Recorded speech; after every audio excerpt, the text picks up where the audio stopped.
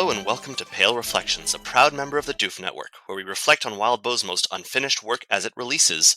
I'm Tommy B. And I'm Tisarwat. We have a very special guest today, Elliot Diebold, co-host of Pale Reflections and current frontrunner in the official Otherverse podcast race. Hey. Hi, Elliot. Thanks for coming on. Glad to be here. Thanks you two for being here as well, especially Tommy, who had to kind of step in last minute when Ruben, went away on holiday selfishly, right as Pale's ending. Unbelievable. It's not like he had no warning there at all. Yeah, well, nobody expected the story to finish this quickly. Certainly not either of us, I thought Pale had so much longer to go. I never thought it would end. As we move into the end game. Yeah, exactly. But yeah, I guess, sorry, speaking of Pale Reflections as a unit, next week, for people listening to this as it's coming out, will be our 200th episode. Ruben and I are still figuring out if we're going to do anything special for that, but if you're listening to this before it's being recorded live, try and come live, because we will hopefully be doing something fun to celebrate 200 episodes talking about this wonderful story. So yeah, 200 episodes and almost to the end. What is next for you? That is a very good question.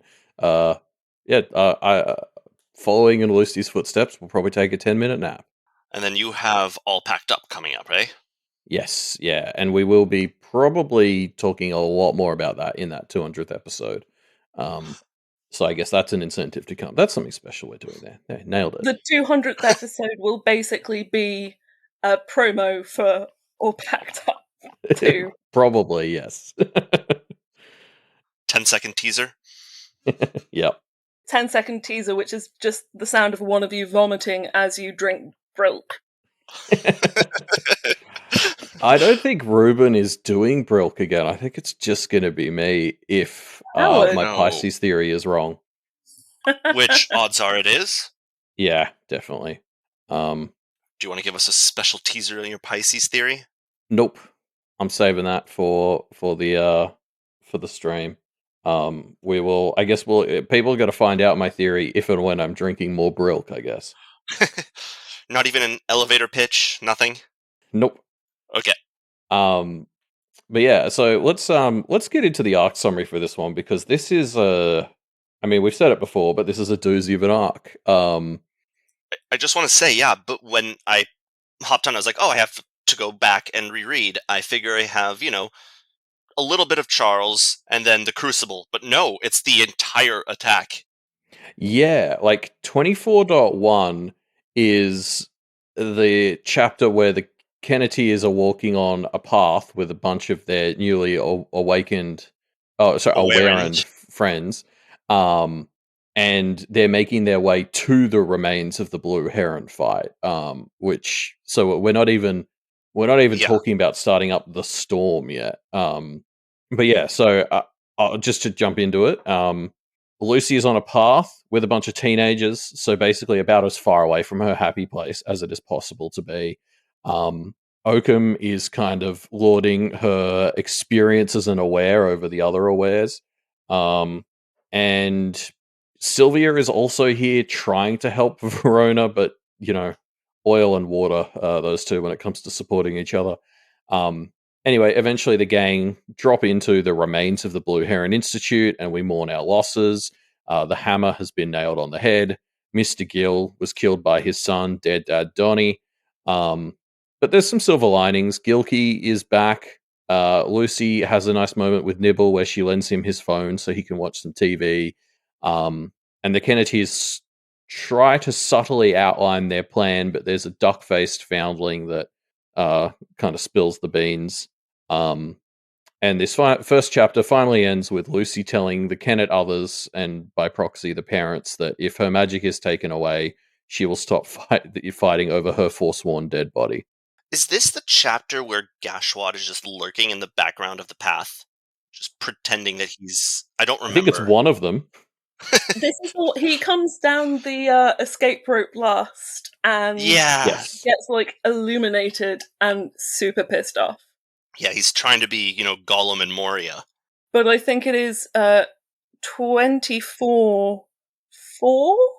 when a not quite cherry pop tier goblin again notices someone lurking and spying, and it is our friend Gashwad. Yeah. Yeah, poor guy. I really love how impactful these goblin deaths are too. Like, I guess something that really Yeah. jumped out to me is like the Kenneteers are still directly referencing Ramjam and Buddy and stuff, like internally and externally throughout the whole arc. And I guess it was noted as a big deal, I think, back in Arc 10 that the goblins were having funerals. Like, goblins have traditionally, I think, been seen as very disposable, especially minor tier goblins. Like, it's not usual for them to be recognized as people enough to be remembered like this. And I feel like it's actually one of those like big important Kennet things that the death of two minor goblins is a driving, motivating factor for like the Kenneteers for the rest of this arc. And I mean, sort of directly related to that is they don't bring Cherry Pop along. You know, all the Kennet others come except for Cherry Pop because she would die. Yeah. Well, goblins have like skirted around a lot of imagery to do with children and childhood in this story, and Cherry Pop more like Cherry. Well, I mean, Cherry and Kerry is like that would be like bringing Kerry onto this battlefield. So yeah, like I'm glad she was left at home as much as I've missed Snowdrop wielding rusty forks in battlefields, but yeah, like that's a good point as well. Like also the fact that some goblins who we know and care about were very specifically left behind because they're not disposable.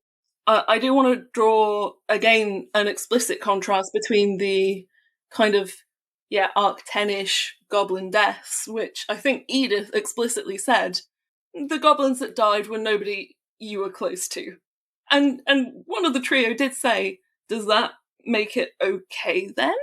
Yeah. But Ramjam was, I mean, a trio favourite, but also very much a fan favourite. And I think it was obviously a choice to make sure that Ramjam died.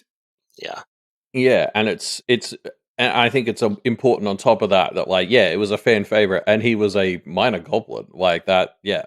And like Buddy's the other one who jumps out to me. I think Buddy is like, I don't think Buddy was ever that popular, even like with the Kenneteers or in the fandom, but he is called out specifically almost as many times as Ramjam is. Yeah, I think so. And on it's a proof, sort of. I'm trying to articulate this thought of the strength, I guess, of Wildbow's writing is that these goblins were kind of introduced as one-note bit characters, just joke characters, and here we are 15 arcs later, gutted that they're dead. Yeah. At least it wasn't Biscuit. I found myself thinking, when Ramjam died, I can't believe I did it, but I thought, it was going to be Ramjam or Biscuit. Why wasn't it Biscuit? I needed the healthy masculinity / goblininity of Ramjam, and it's, gone too soon. Yeah, 100%. But also, even, there was LudeTube, who we did meet briefly, and then there were a bunch of other deaths. Like, let's not forget the vice principal. Yeah. Whose mount was weeping in a very Stockholm syndrome-y. Yeah, that was weird. Way. I don't know how I felt about that. It was very confusing. But Lucy remembered everyone. And the ones that she didn't know, she asked about so that she could think about them. And I think that kind of marked a change from the goblin deaths in 10 as well. A good change, but it's a good change born of a hell of a lot of trauma. Yeah, for sure. Yeah, and I think, like, I remember this was talked about a lot as these chapters were coming out, but it's one of those, like, we're going to kind of directly contrast this as we talk about the next chapter, which was the, let's check in with where the Negateers are at the start of Arc 24, who are doing a lot of the opposite. They're fine. I mean, not even now are they fine at the end of this story. No. We'll get there. It's almost like further war didn't improve their lives. That doesn't sound right. It's got to be something else. It was probably because the Kenneteers meddled. What a bunch of assholes. speaking of 24.A, shall I? Yeah, Please. jump in. So Teddy channels Homer Simpson in deciding that abyss juice is the cause of and solution to all of life's problems. He's thankful for the abyss for dulling his trauma caused by his abyss juice-driven prank that made Donnie shoot his dad. Teddy considers the tools that he has for practice and uses one of them to splatter a teenager's brains out, which he is totally fine with. He's got this. So he gets some great advice from his mentor about pursuing his hobby of avoiding psychological consequences. At the Kim house, he realizes he's having a panic attack and literally pushes away a sympathetic Peterborough ex-sworn.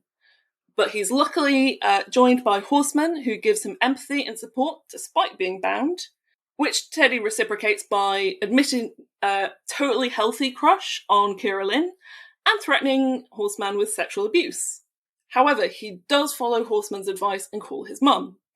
It doesn't really work, so he decides to sit in on the Ottawa negotiation and meets their newest member, Percival Awarnock, the second of 100 titles. Teddy flees. And yeah, I do. We already touched on it, but I really enjoy how this interlude was just like a kind of direct opposition to everything we were seeing from the Kenneteers. Like Teddy fucking doubling down on every bad idea he's had. Well, because if he doesn't double down, that means he's wrong, and he can't be wrong. I almost didn't get that impression. I thought Teddy knew he was wrong. He is well aware that he is deep in the shit. But if he feels feelings, he is going to have to really work through how much he is to blame for this. And he can't handle it. It's hard to deal with. So it's less that he's doubling down and more that he's closing his eyes and stumbling blindly in the hope of his next fix of, abyss juice. Yeah, I mean, I guess I'd argue that that's sort of the same thing, but yeah, I mean, I guess you're exactly right. Like, we saw Lucy go to great pains in the last chapter to really like take that moment with everyone who died and really like feel those feelings and use that productively, whereas Teddy's like drugs ahoy in order to avoid doing that. But even drugged up, when Miller says, "Hey, this isn't your first kill, why are you so bothered?" he remembers everyone that he has killed. And he's trying to dull it. It's not working very well.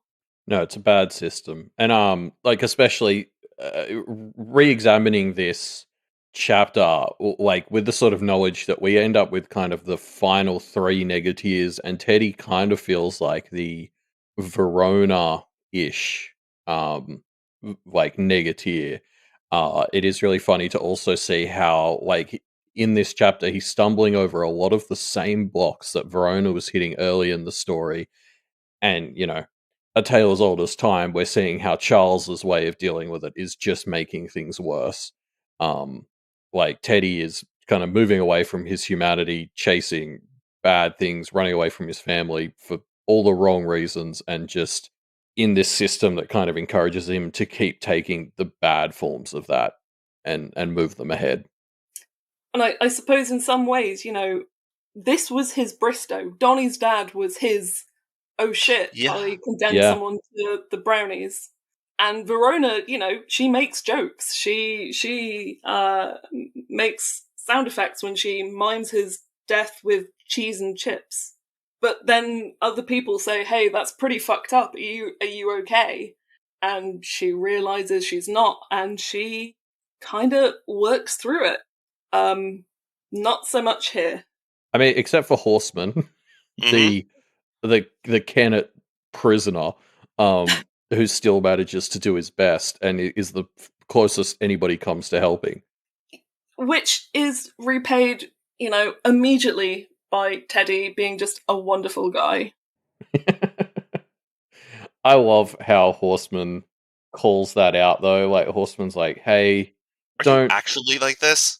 Yeah, don't let your mom know that you're like this." Like, I love the fucking guilt tripping. Like, don't don't let your mom know how disappointed she should be in you as the son.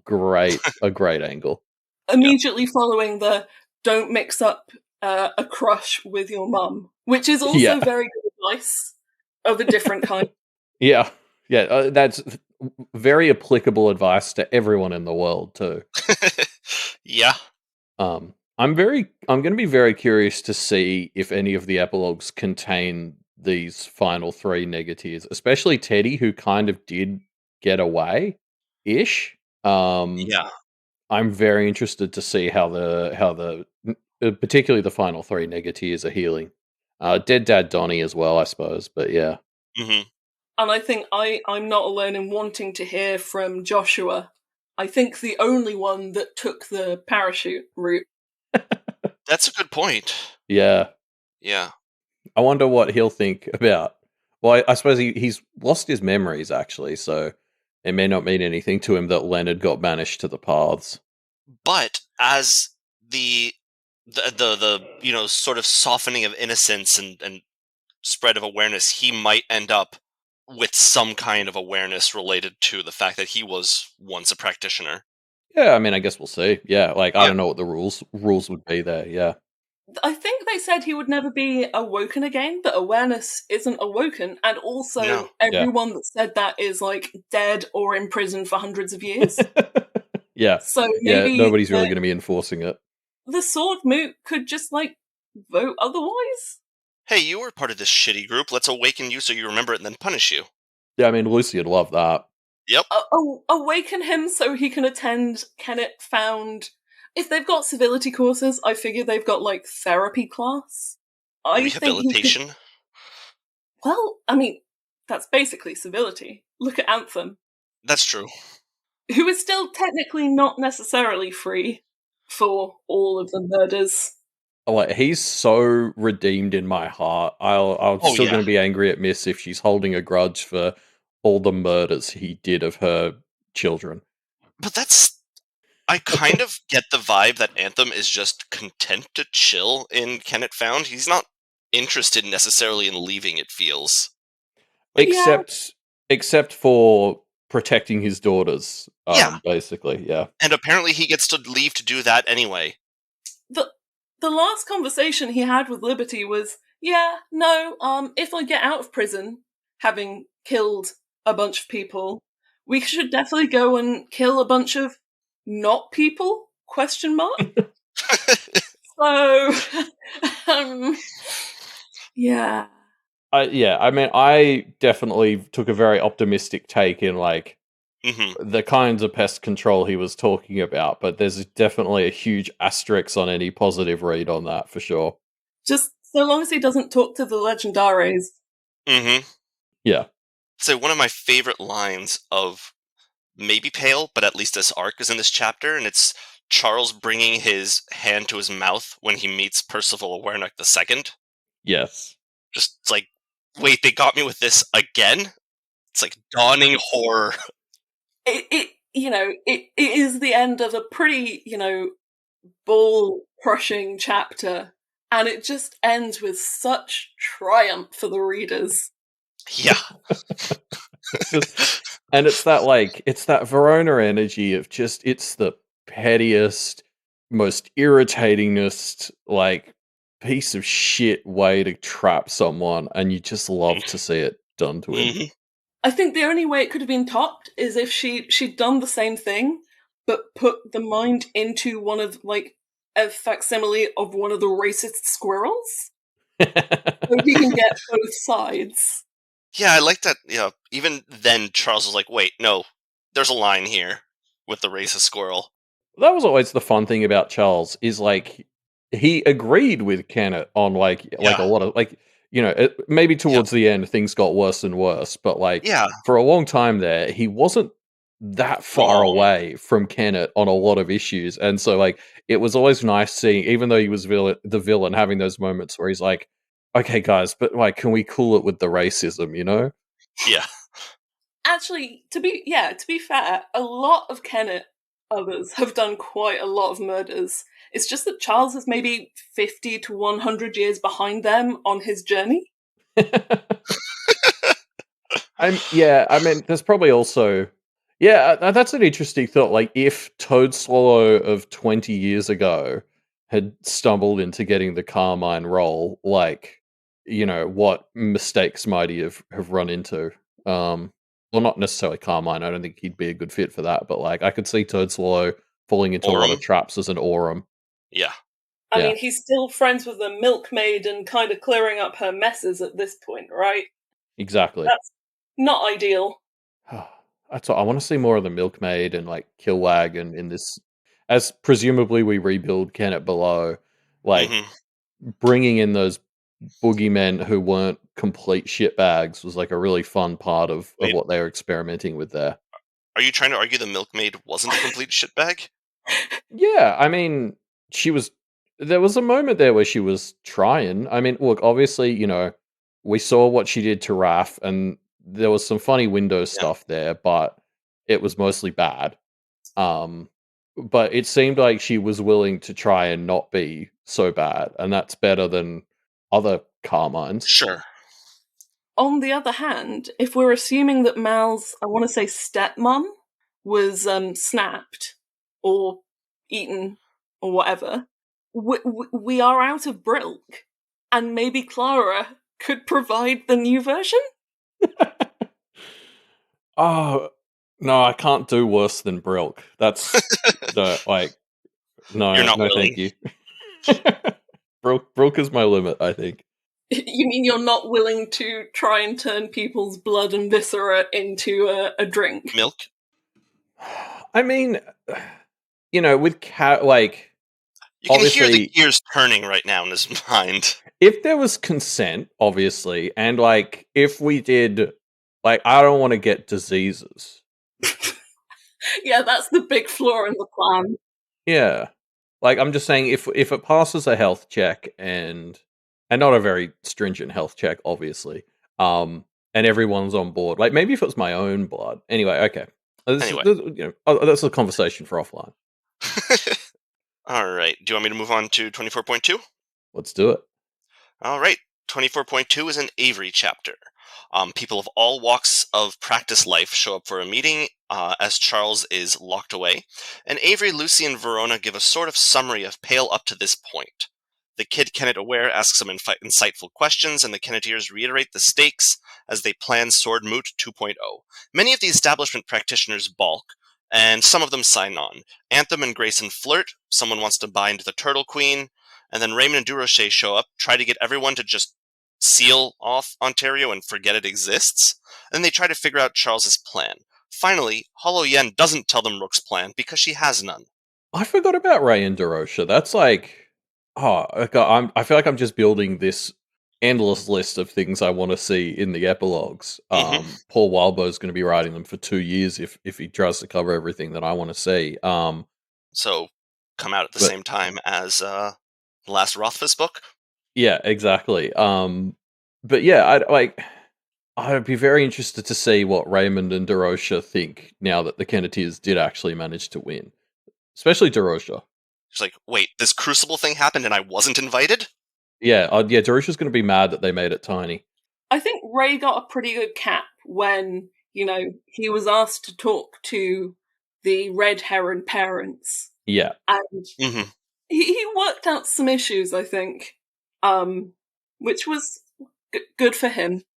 Yeah, 100%. I mostly I'm much more thinking just like, I just want to see reactions more than I feel like there's threads that need closing here.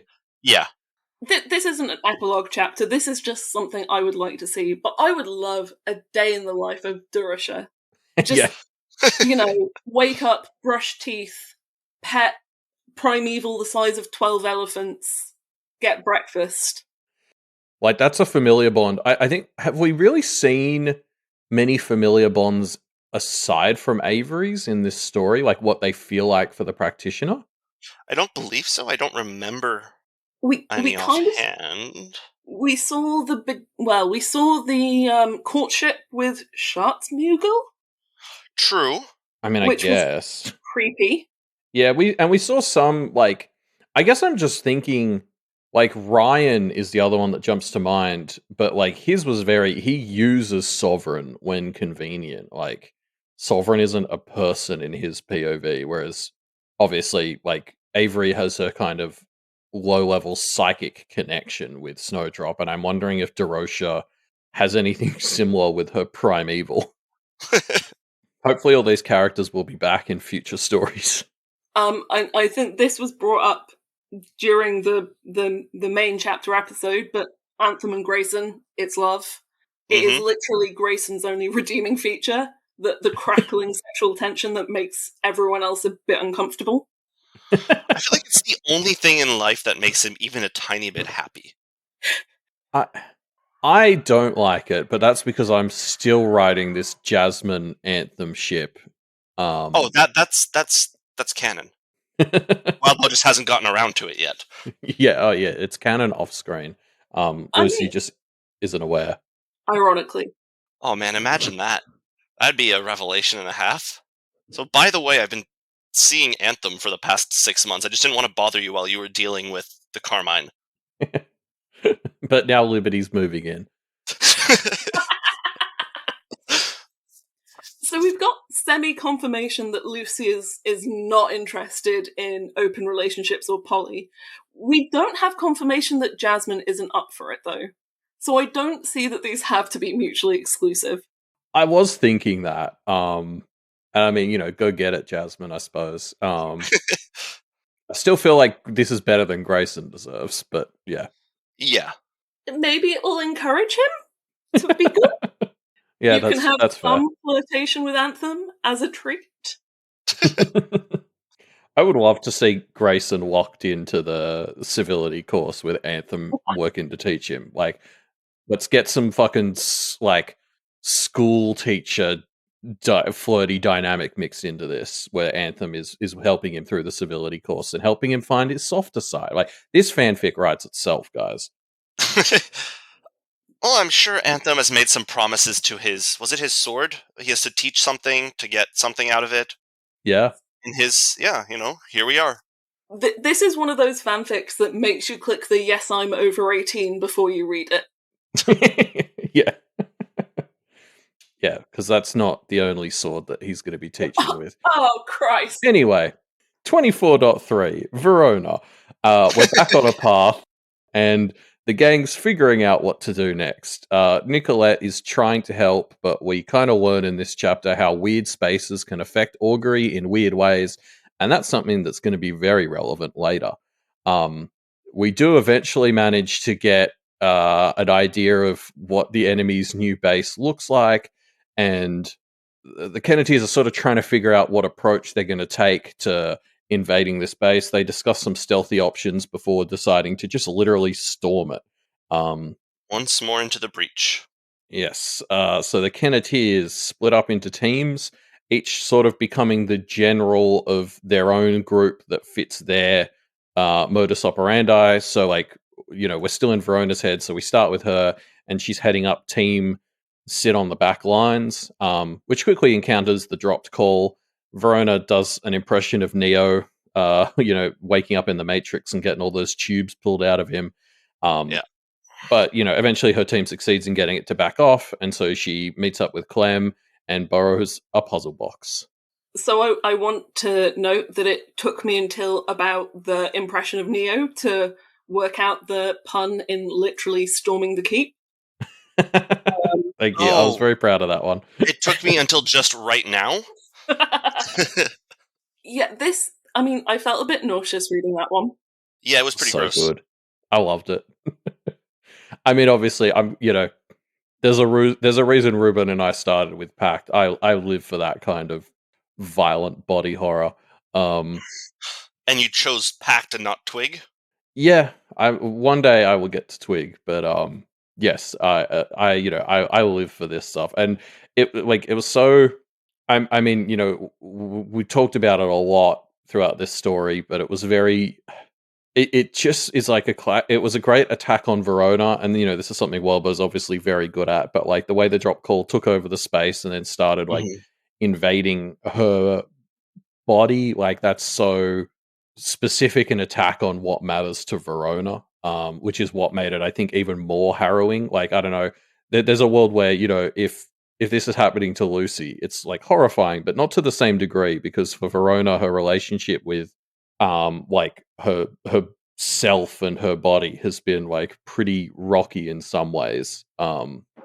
And or yeah, or you know, yes, it's just it was horrifying very specifically because it was Verona too. On the other hand, Verona has definitely seen an anime that has that conceit, so maybe she's more prepared.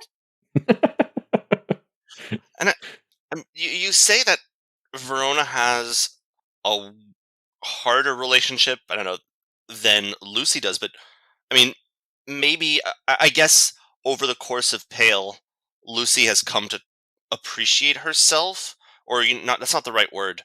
Um, but I remember just at the beginning how intently Lucy was building a facade around herself to present a specific face, which I guess is not quite the same thing. And I'm very much trying to articulate this in a way that makes sense, because I'm still trying to, my brain is still trying to put this thought together.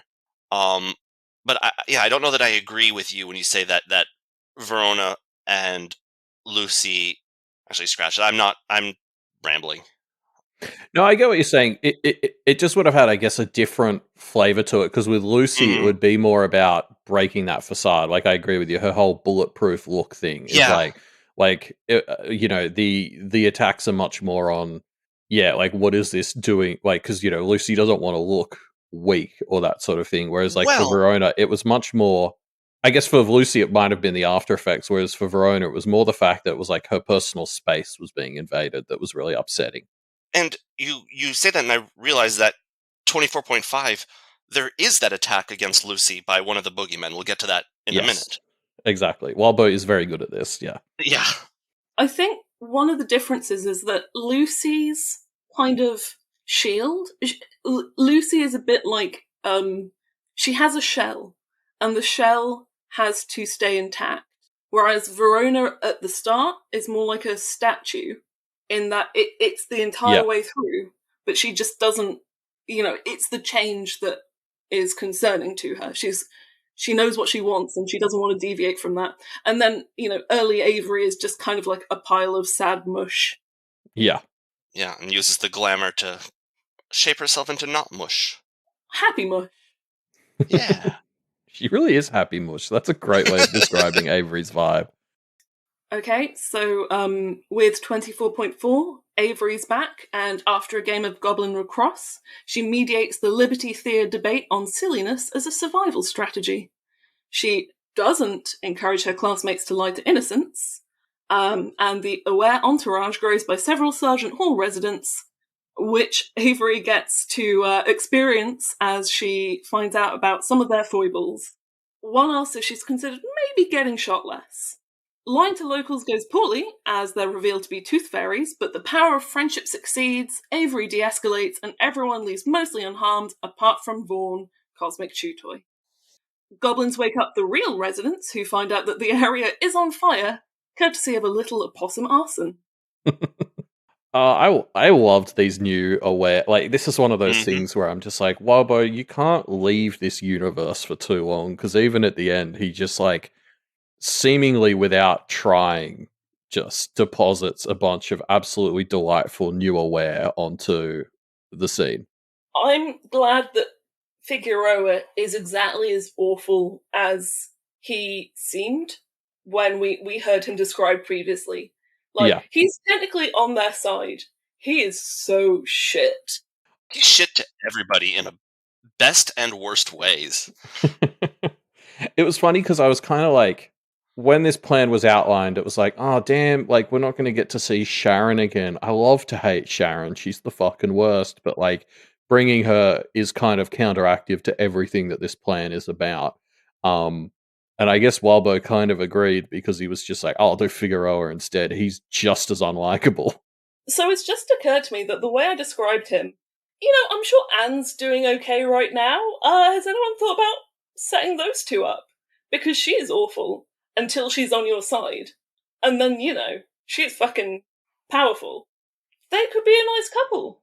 I'm sure they'll definitely have that opportunity. Well, Anne is happily married. Well, happily is a strong word. Well, she's happily married, just she doesn't... The marriage itself is entirely ancillary to the marriage part. My biggest bugbear with that ship is that I just think Anne deserves better. As somebody who would rate Anne as one of the most dateable people in the story, and that is a segment we're doing in All Packed Up too, so get ready for these debates. I think Anne is one of the best catches in the story, and I'm extremely mad at the idea that somebody as down as Figueroa would manage to score her. That's a take. I'm going to go full Tumblr user on this. I'm just trying to work out how Figueroa would do against the ordinary family. I think he'd be pretty super effective against them, actually. Like, I could see that. See, like, the ship's all coming together because everyone knows that people that can defeat the same others are a match made in heaven? The abyss. Yeah. Match made in the ruins. Let's go for purgatory middle ground. Yeah. Lucy dances in the rain in 24.5. She meshes Fey teachings and Gobbo teachings and then grandfather's wisdom. She's stalked by some of Leonard's boogeymen, an oubliette duet, and a pit of despair. Lucy kills all of them, with some help, and then fights some undead, who she also kills, or re-kills. She rescues a negateer, Ribs gives her good advice, and then Grandfather gives her support. Finally, Lucy naps for all of 10 minutes, before heading back into the relentless fight. I want to talk about in this chapter just how I think of all the chapters in this arc, this is the one, maybe second, or that one is second too, but Verona's Crucible chapter, but just how relentless this felt. This one really pushed, really emphasized how hard and exhausting and tiring this was. Well, I think a big thing Pale has always done, like right from the very beginning of the story, and I think it's part of the reason Pale chapters are so much longer than the other Wildbow stories, is Pale's always gone out of its way to dedicate some of the chapter to magic-y stuff and some of the chapter to, like, maybe civilians the wrong word, especially when you get someone like Verona who has ditched Kennet Above. Like, her civilian life is not in Kennet Above anymore, but it's like Pale has very often kind of gone out of its way to structure itself so that chapters include some plot, combat, magic stuff, and then just like some very personal, like stuff that's dealing with the Kennetiers on a more personal level as well.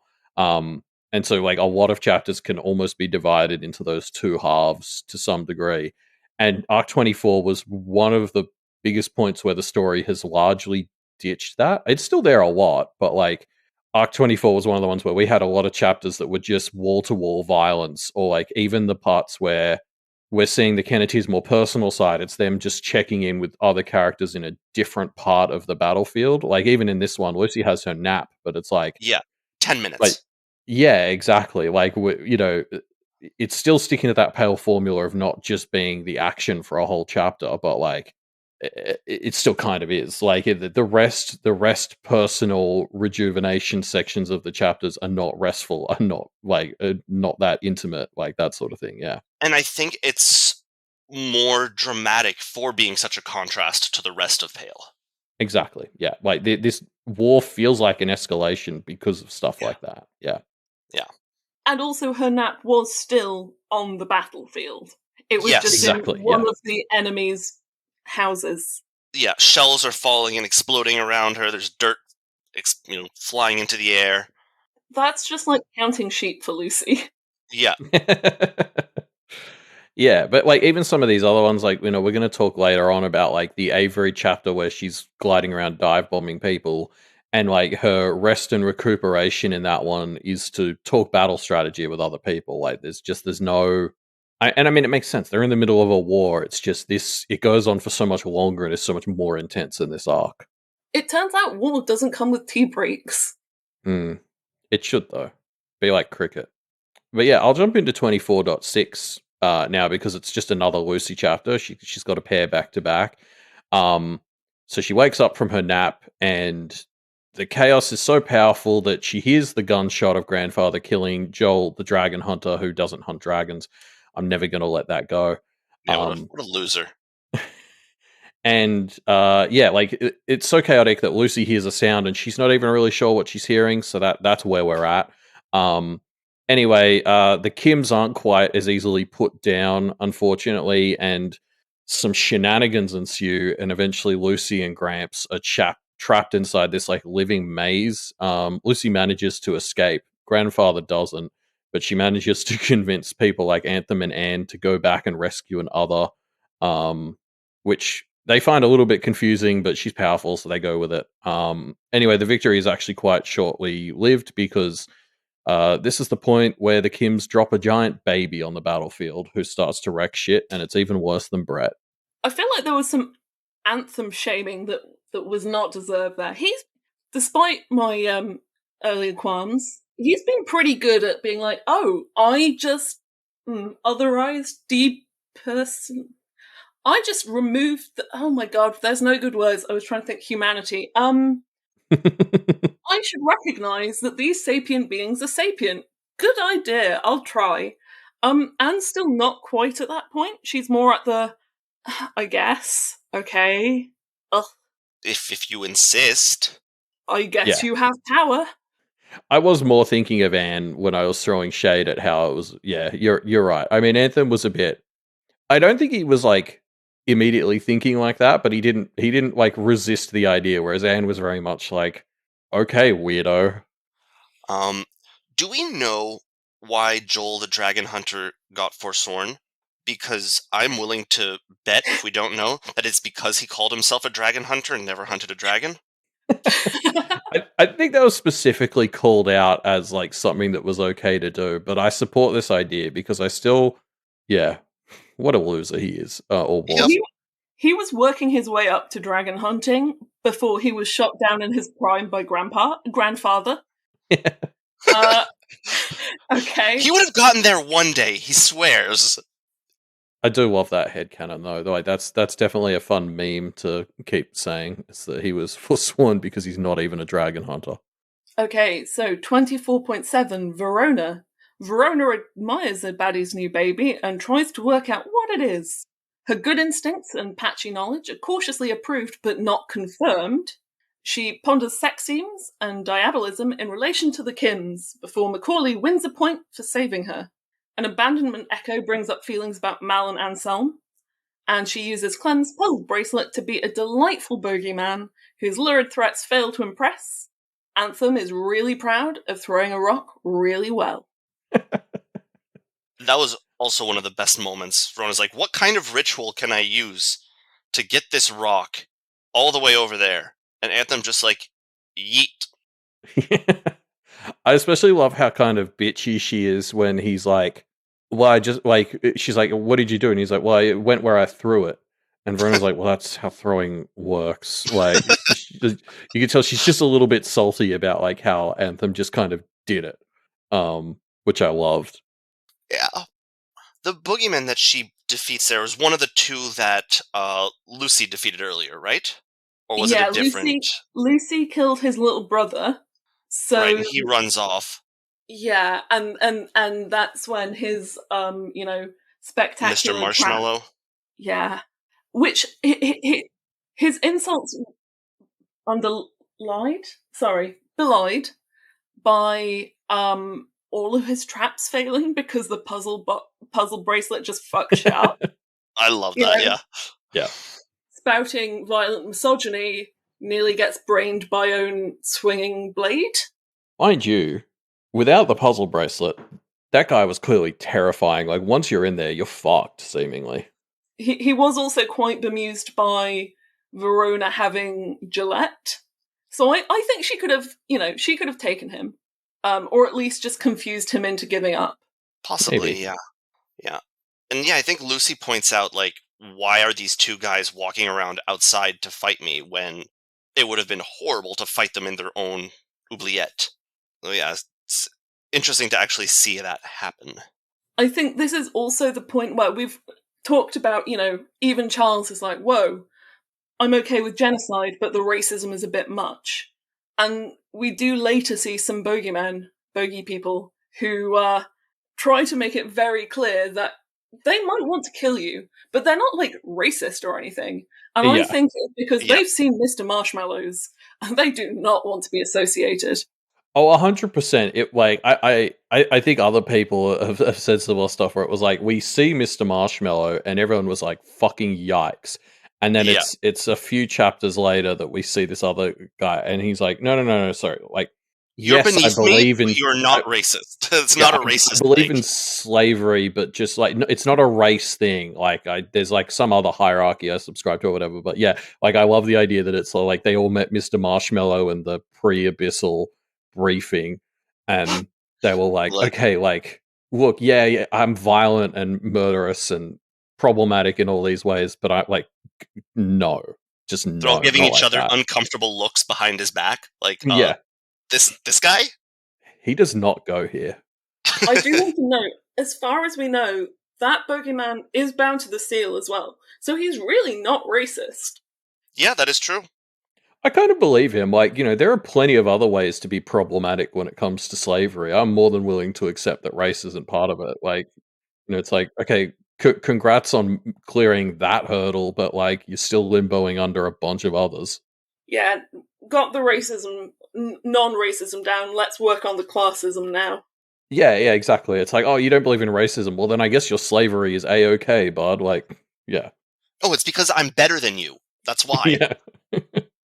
24.8. So in 24.8, Avery ignores some innocents and messes with innocence.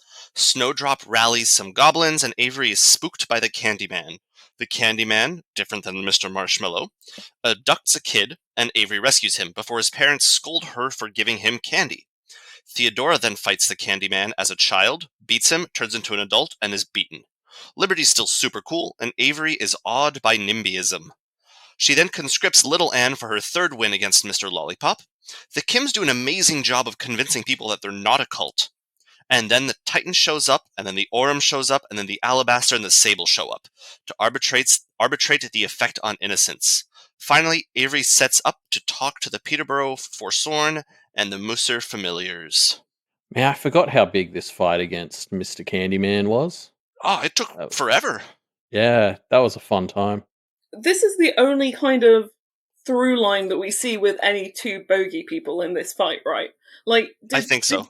Charles just raid, like, the Abyss sweet shop. I mean, I'm pretty sure it's not Charles, it's Leonard, right? These Leonard's types? Yeah, actually, I can totally see Leonard hanging out in fucking the Abyssal, like, candy store, now that you say that. So is that a specific section of, like, the Abyss called the Malls or something? Let's not find out. Horrifying, because I can totally see the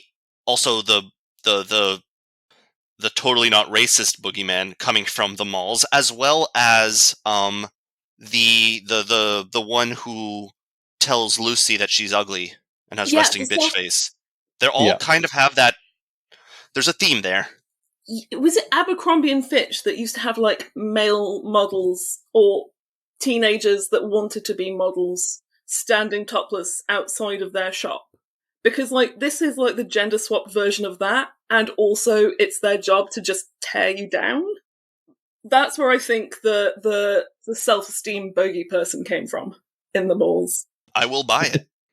I wonder how much, like, it's probably not a coincidence that these are all the boogeymen that came out once Mariska was taken care of, you know, because I feel like they're all also class.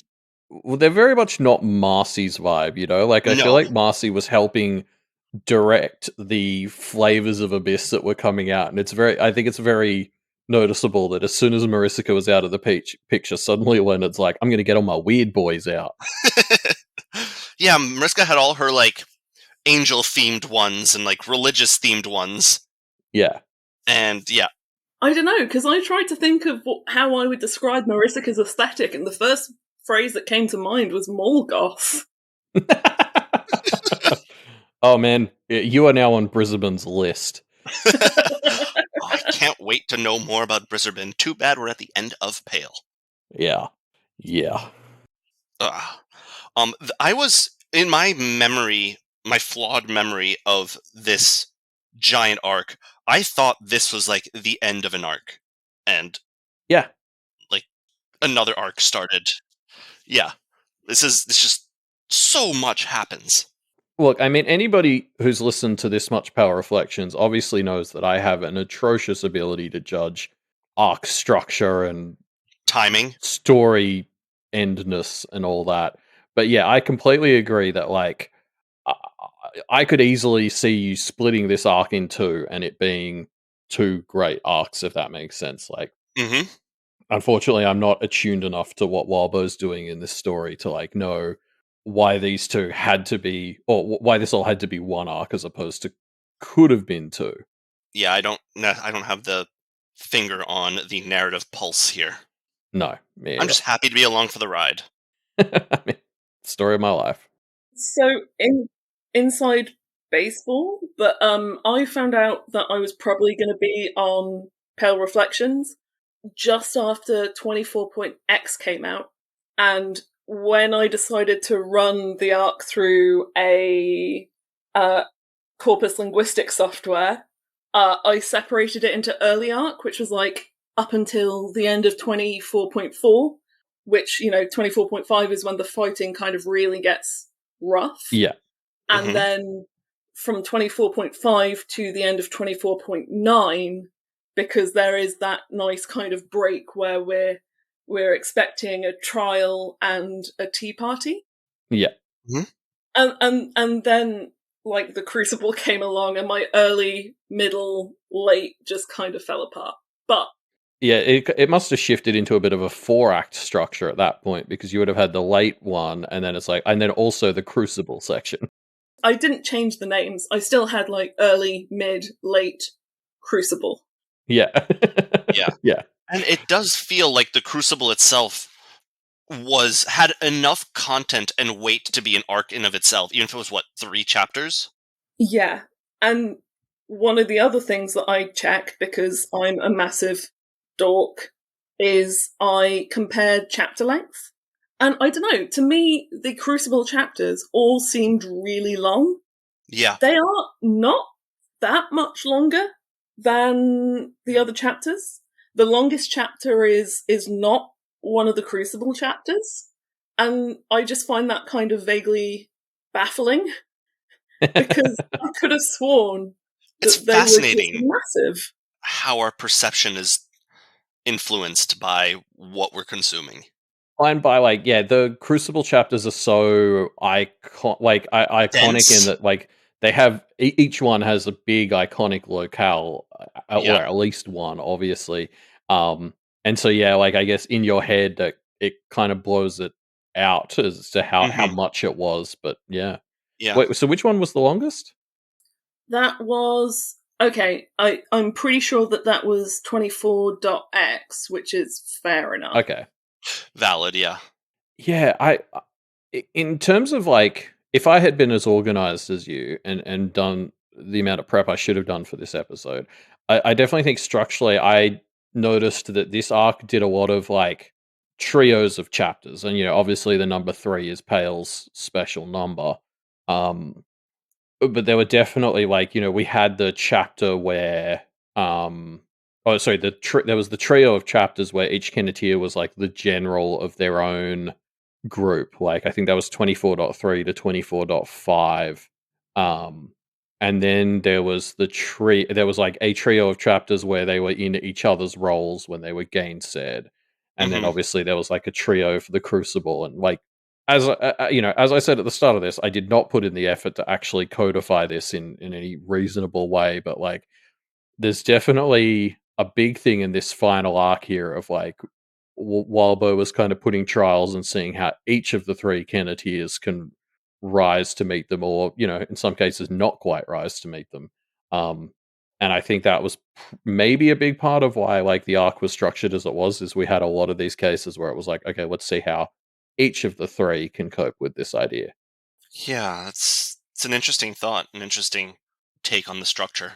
Yeah, it just felt a little bit more explicit in this arc than it has in most of the others, that we would often have an established thing and then a trio of chapters addressing it from each Kinetier's perspective. I like that because it means that before they got put in the crucible, where they were all tested to see how they'd do, but not because Charles was afraid they'd win, they were also just kind of already being tested in the run-up to that. Yeah. Well, it's because, they were made by karma. Very true. Very true. It's my favorite Pale Predictor submission that we've had all story. Mm-hmm. Yeah. Gosh, what chapter are we up to now? I've been scrolling 24.9. Yes, it is my turn.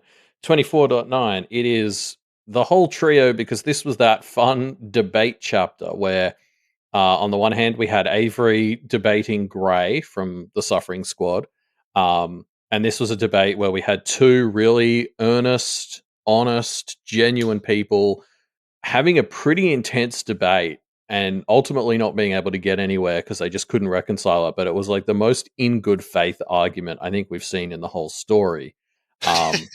And we did learn a lot about the Crucible. So, it wasn't a complete loss for Avery, but unfortunately, she wasn't able to be convinced or convince Grey, despite both of them just being really cool about it. And this was directly contrasted by the other conversation, which is where Lucy and Verona were participating in the most bad faith bullshit argument ever between them and the Kims, where honestly, I feel like Lucy and Verona were being just as shitty as the Kims were in terms of skirting the rules. And that is kind of the result of that is ultimately everyone involved except Helen essentially ends up gainsaid because the judges kind of, it feels like, reached the point where they're like, fuck all of you, just all of you shut up and no magic for a bit.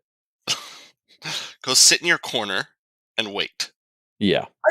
I think, to be fair to Lucy and Verona, the Kims started it. I mean, that is the energy of this entire debate between Lucy, Verona, and the Kims. Is that's the energy level that we're at. Is they started it. Is it is just I obviously I agree with Lucy and Verona over the Kims, obviously, but they definitely came Charles. into this with they were intentionally fucking around and hoping not to find out. Sure, I guess if your opponent starts a sand throwing contest, then you're gonna start throwing sand back, and they started it is a valid defense. Yeah, I completely agree. Sorry, I do think it's funny that the energy of this vibe of this fight was very much like Lucy and Verona being like, no, it should be their fault that the innocents we brought here are now kind of aware or under threat or whatever. And that was just so clearly bullshit. That entire plan was set up for this entire bullshit. Argument. Yeah, and yes, it's because that's the only way you can fight the Kims, because they're already fucking with the rules that way. So I don't disagree with it. It was just, I guess it particularly comes up because it's contrasted with Avery and Grey having what is an extremely heated but genuine contest, and then Lucy and Verona are clearly trying to be dickheads. They should have brought Mr. Figueroa in there. God, no. The Sable's like, all right, you're all forsworn. Oh, which fair. Yeah. But there is an element of, we need to push the needle. No, not that far. That makes it our fault again. Mm-hmm. I really enjoyed that threading the needle that they were doing. But they, towards the end of that chapter, they did set up what was so brilliant about their plan is that it was they were able to pivot. If it was too much the original person's fault, then that let them blame Charles. But then if then people are it shouldn't go back that far, then the Kennetiers can pivot and be it should go even less far, and that makes it the Kim's fault. And it was such a bullshit argument. Yeah, but perfectly so, yeah. Yep. I also liked that, I think several times during Avery and Grey's conversation, either Athena or Snowdrop, which is hilarious because what the fuck was Snowdrop going to do if someone attacked Avery? She's great, but Athena is literally a paragon of fighting. But Athena and Snowdrop both tensed expecting an attack. And there's none of that in the kind of trial because there are judges there that would stop that. But yeah, Avery's and Grey's that is so much more genuine and open, while the other one is basically, they aren't even stabbing each other in the back, they're just stabbing each other in the front and hoping the judges blink. Yeah. That's a valid interpretation, yeah. I feel like we should talk about the Grey discussion. Not like fully, because that's already been done, but I do hope we see Grey or one of her fellow ex-sworn in the epilogues. And I hope they're doing okay. And I hope they don't mind that, the trio won. I feel like they'll probably be kind of salty, but hopefully, like, in my head, it feels a lot like the Alabaster Doe's little Suicide Squad that she had. Yeah. I guess they sit, now that the Crucible is all over, the Peterborough Forsworn feel a lot like them, in that it's like they were these kind of low victims who went all in on a cause, and now it's like, what happens after? With the caveat that I don't know if some of them are going to get to keep their weird ass powers that Ryan gave them. Like, is What's-Her-Face still a brainstormer? Yeah, some of them might want to get rid of those. Yeah, that'll be very interesting. I mean, if Ryan is locked in the Crucible now, there's no Aurum, right? Like what happens to all the territories that he hadn't already seceded? Like, I don't. Maybe this isn't what the epilogues are going to touch on. Coin Moot 2.0 or 1.0. Yeah, that's the thing. It's like, we've got the Sword Moot handling, whatever the fuck was happening with whatever the fuck we call the Carmine. But also, I was kind of like, yeah, are we going to need a coin moot, or are we just going to divvy up his territory? Plus, there's lordships to think about. Yeah, very excited to sort of see what the stuff is there. But like, I almost think if we're going to deal with the powers that Peterborough Forsworn ended up with, that's presumably the jurisdiction of whatever is replacing Ryan, because he's the one who did it to them. They could always ask the Alabaster to take it away. True. But I think at this point, Ryan's territory was about 1 square kilometer, so maybe like they just don't build there. Or had they not done the work of, I thought Ryan had started buying it back with the power from London and whatnot. I don't know if he had but actually gotten to it he yet. just re-gave it up. Like, he just voluntarily reduced his entire coverage to just the Crucible, which is now as small as possible. Right, but what happens to the territory you just gave up? Does it just immediately revert back to the people? Yeah. I'm very interested to find out. Yeah, like, we've got the lordships, we've got whatever we do with Ryan's jurisdictions. Like, there's a lot to sort out in this region. London is still going to be like, all right, let's seal it off and forget about it for a decade. Yeah. I think the other thing about the Peterborough ex-sworn is that they weren't, they were committed to Charles because he freed them, but also because he was against forswearing. Mm-hmm. Which he did not really stick to. So if anything's going to turn them off their idea, it is that he tried to forswear people. I don't know. Grey seemed on board with Charles's general MO of, like, the ends justify the means. Yeah. So I could actually see that causing a bit of a schism within the Peterborough Forsworn, even. Like, but I could see some of them being on board with it. I don't know, if you're okay with one person being forsworn so that 10 innocents live, you're evil. That's hard to reconcile with, except for you guys. Well, I'd argue that their perspective might be, it's okay for 3 people to get forsworn if it is the thingy that has a chance of ending forswearing altogether. It's like, if you, like, fucking Omelas sort of style, if we can... but Omelas with an end date, I suppose. But the idea is, like, you're doing a grisly murder to make it so nobody can ever get murdered again. I could see some of them being on board with that. obviously, Charles was until he wasn't. But yeah, like, I could see some of them being able to reconcile that. It's a shame that Killwagon was still dead at that point, because he made the reference. He'd read that short story. I think he'd have made valuable contributions in that conversation. 100%. Okay. Is it me next? 24.10. Okay.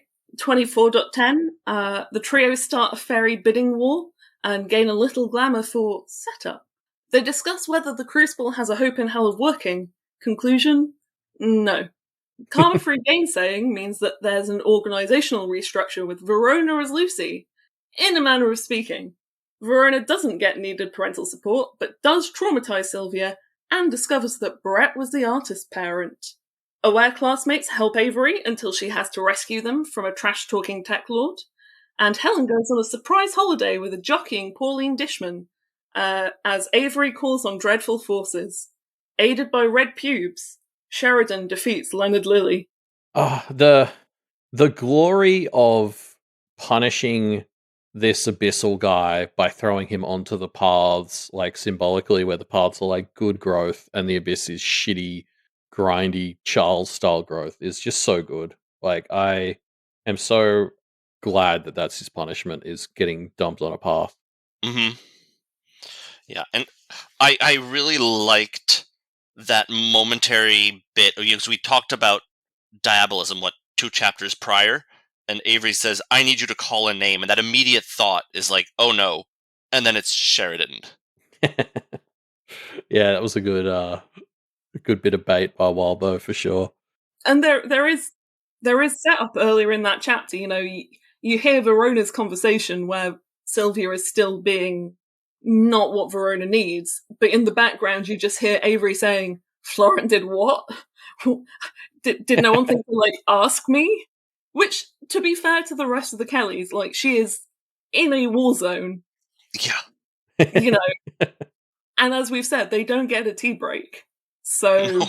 No. Or Avery just took her tea break with Grey. There's probably a no mobile phones at the table rule there. Yeah.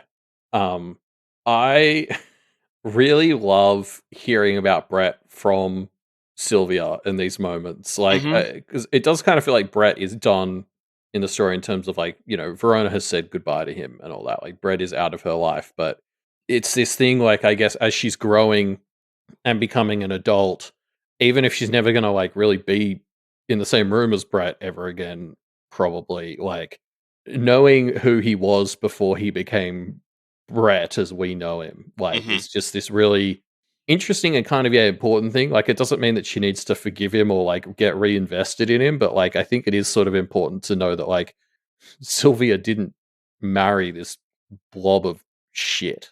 Yeah. There was stuff there, and there's stuff in there. I think as well, Verona has spent so much of this story being worried about becoming Brett, and so it is kind of good to know that it's actually, that artistic side of you is the Brett in you, and being Brett isn't all a bad thing for her. Yeah. There's some good parts in there from before, and that's kind of important. And it's honestly pretty sad because, you guys, if I remember correctly, talked early on a decent bit about the potential for a quote-unquote redemption arc for Brett. And this, shows that, there is a path, or there was a path at some point that Brett could have taken had he been able to find the will and effort and desire to not be a sad sack of shit. Yeah. And I still think there is room for that redemption arc. I think what quickly became apparent in Pale was that Pale's position was kind of yes, but the point is that we need to divorce Verona from that redemption arc. Verona has no obligations or duty to be the support for that.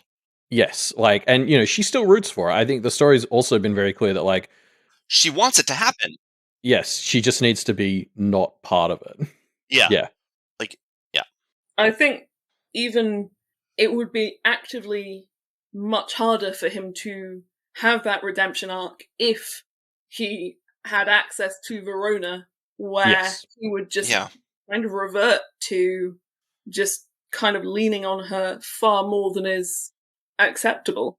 100%. And isn't that a big thing with alcoholics? If you get out of rehab or something, isn't it a big thing that you're meant to try and really make a lot of environmental changes because you don't want to fall into old habits? Yeah, that falling into old habits is the quickest way to relapse. So I think there's almost a more interesting discussion around how much, now that she's back in Kennet, to what degree does Sylvia have a responsibility to maybe help Brett somewhat? Because like, I wouldn't say I blame her because nobody deserves that, but like, she has a part. She was not necessarily the best support, particularly close to the divorce when Brett got really bad and she wasn't really in touch with Verona. But then at the same time, like, I don't know, like, the whole marriage was a mess because she kind of felt obligated to do it. So, like, do we want to? And, I think the last thing in terms of Brett relapsing, maybe the last thing we need is him getting time with Sylvia because he could probably take that completely the wrong way. And almost certainly will, unless there's growth ahead of time. Yeah, so maybe not directly, but I think there could be an argument to be made that maybe something Sylvia needs to do in her life is like indirectly try and help point Brett in the right direction. I don't know. I feel like we need a mega fire in here to do write one of those great parenting essays here. So I definitely don't feel qualified enough to be able to talk about that intelligently. I wonder how he would respond to finding out that it sounds like Sylvia also doesn't really experience romantic attraction in a way that society has a model for. Because a lot of his complaints were, she cheated on me, she left me for, I'm sure she's having other relationships. And I think some of that was maybe kind of not very well covering up a pretty poor self-esteem and like hurt over that. I wonder if it would change things for him if he found out that she didn't leave him because he wasn't good enough. But I think he would still see it as, I wasn't good enough to, even if she can't do it, I should have been there and good enough and she should have loved me anyway type of deal. I could definitely see him struggling to reconcile the concept of aromanticism just because, like, it's going to be foreign and in this case is so tied up in this negative feedback loop he's created for himself. Like, some cognitive dissonance might come in where he may not be super willing to accept it at first. That's fair. I hesitate to call Brett a romantic at all, but I think there was likely a point in his life where Brett was very much a romantic. I definitely think he's a romantic. I mean, this story hasn't been afraid to explore the dark side of being a romantic. Look at Avery in the story, That's valid. I was going to say, so he's the dark path that Avery could have gone down. I mean, he's honestly, kind of like I can see it. Actually, people were jokingly shipping Edith and Brett as like the worst partners. Yeah, and Edith was that for Avery. Yeah. I think like there's a lot of fun overlap with Avery and Verona's family because obviously we talked a lot in I think Arc 23 it was about. There's also a lot of overlap with Avery and Sylvia. Sylvia is like Avery has probably been the most overtly like dealing with that idea of becoming totally lost or like having unhealthy attachments. And Sylvia and Brett are the two endpoints of that, where Sylvia has become problematically unable to attach back to Verona, and Brett obviously is Brett. So there's kind of like Avery has this interesting overlap with both of Verona's parents in that way because they represent two of the endpoints of like her most problematic tendencies. So based on their discussion later in this arc about how, being changed by practice is symbolized by the paths on one side and the abyss on the other, that means that Sylvia's the paths and Brett is the abyss. Well, I do want to interject there because we did see an Avery that ended up without having the support network that she ends up building, and she is a ruins practitioner, not abyssal. Yeah, I definitely see Brett as more ruins. When I was in Hawaii a few months ago, I actually wrote a draft of like a wannabe Megafire type essay that was comparing the paths, the abyss, and the ruins, and I never got around to finishing and publishing it. I need to do that. Yes, you do. But I would definitely put Brett as much more ruins. If we're thinking, I definitely model those three as the thing, the embodiments of change or progress in the other verse, and like the ruins is the kind of opposite, where the ruins is where things dwell, and that's much more Brett. And I do think that's Avery's never touched the abyss, because the abyss is kind of Kennett below, and that's not her jam. But she's gotten stuck between being too pathy and disconnected, or being too ruinsy, which is where you stagnate. Yeah, and I do see there is a place. Well, I mean, that's the antithesis of Avery being healthy, is Avery staying in one place. Avery needs to move. She needs to be going. Yeah. And Ruins is the opposite of that. I mean, and I think we're all just repeating the same point Sure. Yeah, at this exactly. point, but yeah. But yeah, so like I guess in terms of which parent is the abyss, well, I don't think any of their parents are the abyss, luckily. None of them are that Jasmine, bad. clearly. No, I mean it's Charles. Yeah. He is their, he is their practice dad. I do think the story has created a lot of imagery around Miss being magical maternal energy, and Chris being and Charles being magical paternal energy, and that's one of those things where I'd love to get one of these people who's actually good at this stuff to write an essay comparing these magical maternal and paternal energies. And if we believe Charles, he is the reason why they exist. Yeah, Mhm. yeah, exactly. Well, and it one of my favorite scenes is still when Verona goes hang out with Charles in his, or with the Carmine exile Charles in his knockoff cabin. Yeah. It's just the chemistry the two have is just so great there. And like they both recognize it, and it's like, they're both learning from each other, and they're both talking about how, oh, like we could have done great things here, and it just Yeah. like, especially with the conversations at the end of this arc regarding like what each Kinnetia meant to Charles. yeah. Like I think we called out when that chapter happened, when they built the Parody Lord to other fight or Musa, whatever. together. Like we were making comments. It was like, I think Verona is Charles's best friend, and that's kind of sad. And ultimately, 24.17 seemed to say yes, it is. Mhm. And yeah, like, because I mean, that was Charles at his best. The Charles where it was like, dude, you're so close to being cool. You're so Yeah. close. Just do it. Just manage it. Yeah, Charles could be so fun. Like when he wasn't murdering and before he went Off the deep end.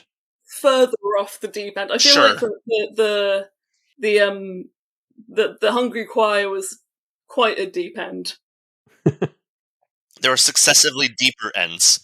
I still feel like I'm the one person in the fandom who doesn't really hold Charles that accountable for any of how he handled the Hungry Choir. It seems to be a more and more unpopular opinion as the story went on. But I am largely there with you in that I feel like he has culpability for not telling someone how to solve it, Yeah. but I don't think he has culpability in the creation of it.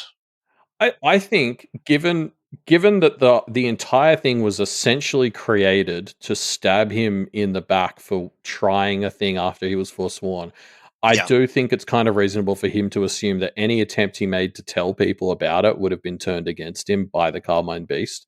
Really, as far as I'm concerned, the Carmine true. Beast is the villain in this scenario. Oh, agreed. Sure. Absolutely. But he then went along with a plan which, yes, it was technically Marisica's, but was basically to get him de-forsworn and become a judge. And he thought that might work. So if you think you can become a judge, but you think that saying, hey, by the way, that's what's going on with the choir is a bit excessive, I question your judgment. No, I agree, but also by the point that plan was working, the Hungry Choir was a crucial part of it. So then he was also incentivized not to talk about it. Yeah. And that's getting into the whole morality of the two of theirs plan, which, spoilers for people, I don't think we agree with what Charles and Mariska did, generally speaking. Yeah, but like, sorry, go back to when Charles was great. Do you remember how much fun Charles was from arcs 14 to 17, where he was just blatantly abusing gainsaying? Like, oh yeah. God, that was fun. Well, just like he's like, I'm going to gainsay all these kids here so they have a good time. Yeah. Oh, I like, yeah. just when people were calling out how he was blatantly abusing the system, I loved when he had that energy of like, yeah, system fucking sucks, huh? I like, abuse the system, not children. He could have stuck with that message. Yep. Well, to be fair, it's seemingly part of it was to get all the children out Away. of the area, which, given he was planning the Crucible, arguably a good call. Oh yeah, no, that I'm in favour of that. What I'm less in favour of is his next plan, the Red Heron. Oh, true. Yeah, that was less ideal. Yes, he went along with it, but I don't think that was his plan. That was Mariska Liz's plan.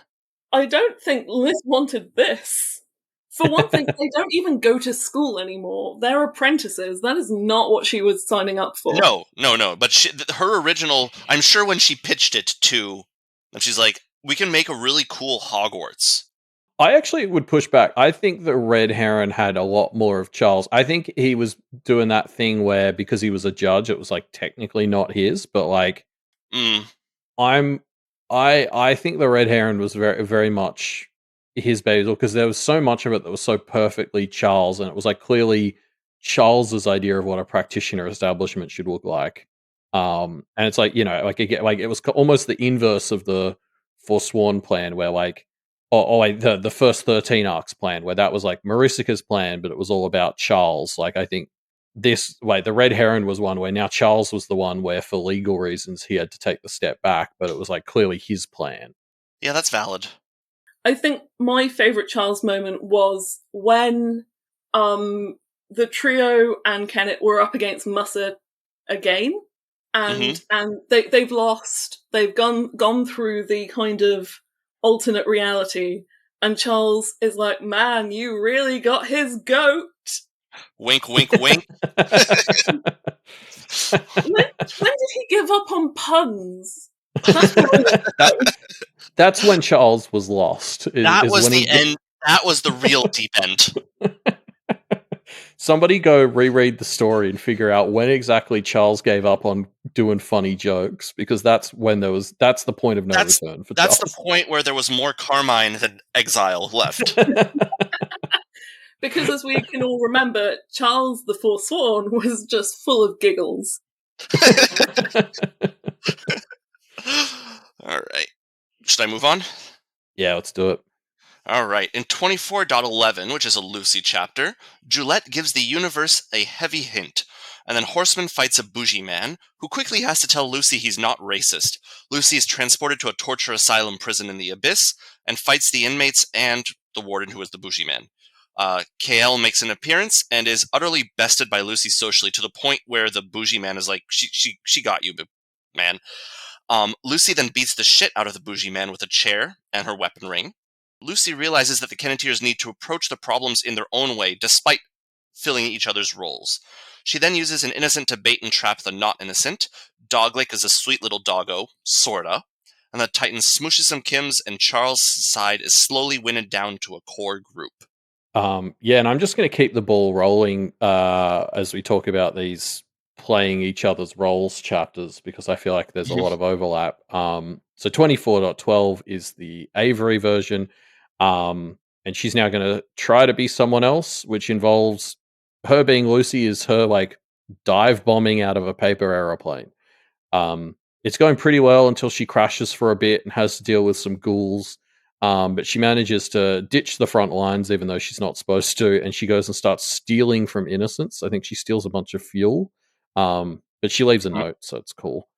There's also a wraith of being mean and ugly, like internally, and Avery manages to avoid that wraith and kind of follows up that energy by turning down Toadslow's offer to use an AI-generated lewd picture of Cameron's mum.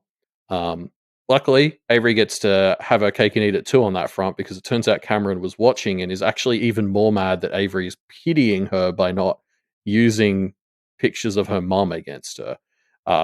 So yeah, Cameron kind of goes off the deep end, tries to do a murder, but fails because the Negatives are infighting so much that Avery and Snowdrop and Miller can escape. Is that the chapter where Cameron says, "You're not better than me," and Seth says, "Yeah, she kinda is"? Yes. It's also the part where Cameron goes, "You're not better than me, and I'm going to kill you to prove it," which I thought was a very funny train of thought. But yes, and then Seth immediately says that she is better than her, which is like, I get what he was going for, but my man Seth is not known for his tact. Boyfriend of the Year award. You know, I'm sure his whole method at approaching women beforehand was just negging, and the whole like incel manosphere that feels like a Seth thing. I do. I mean, because I try not to kink shame, but obviously we need to kink shame whatever Cameron and Seth had going, because like she needs to be not doing that. Like I think this is across the side of the line where kink shaming becomes okay. I don't think that falls under kink shaming. I think she's not into it. She thinks she's into it, but she is not. Like, so her kink in this regard, in this case, is being in toxic, abusive relationships. Yeah. So this is when we do start to see Kira-Lynn swan diving off the deep end. When Lucy tries to show her some empathy and says, "Hey, we were talking about reaching out to your parents. We don't know what the deal is, but we can help." And Kira-Lynn is like, "No, the problem is that they are normal and not good enough for me." And Lucy's like, "Oh, interesting. Not sure how to approach this." Isn't this the point where I think it's like at the end of that chapter where Lucy is like, thinks to herself, Kira-Lynn might like just genuinely be evil. Like, I'm trying not to live in a world where people are just evil, but like Kira-Lynn might be.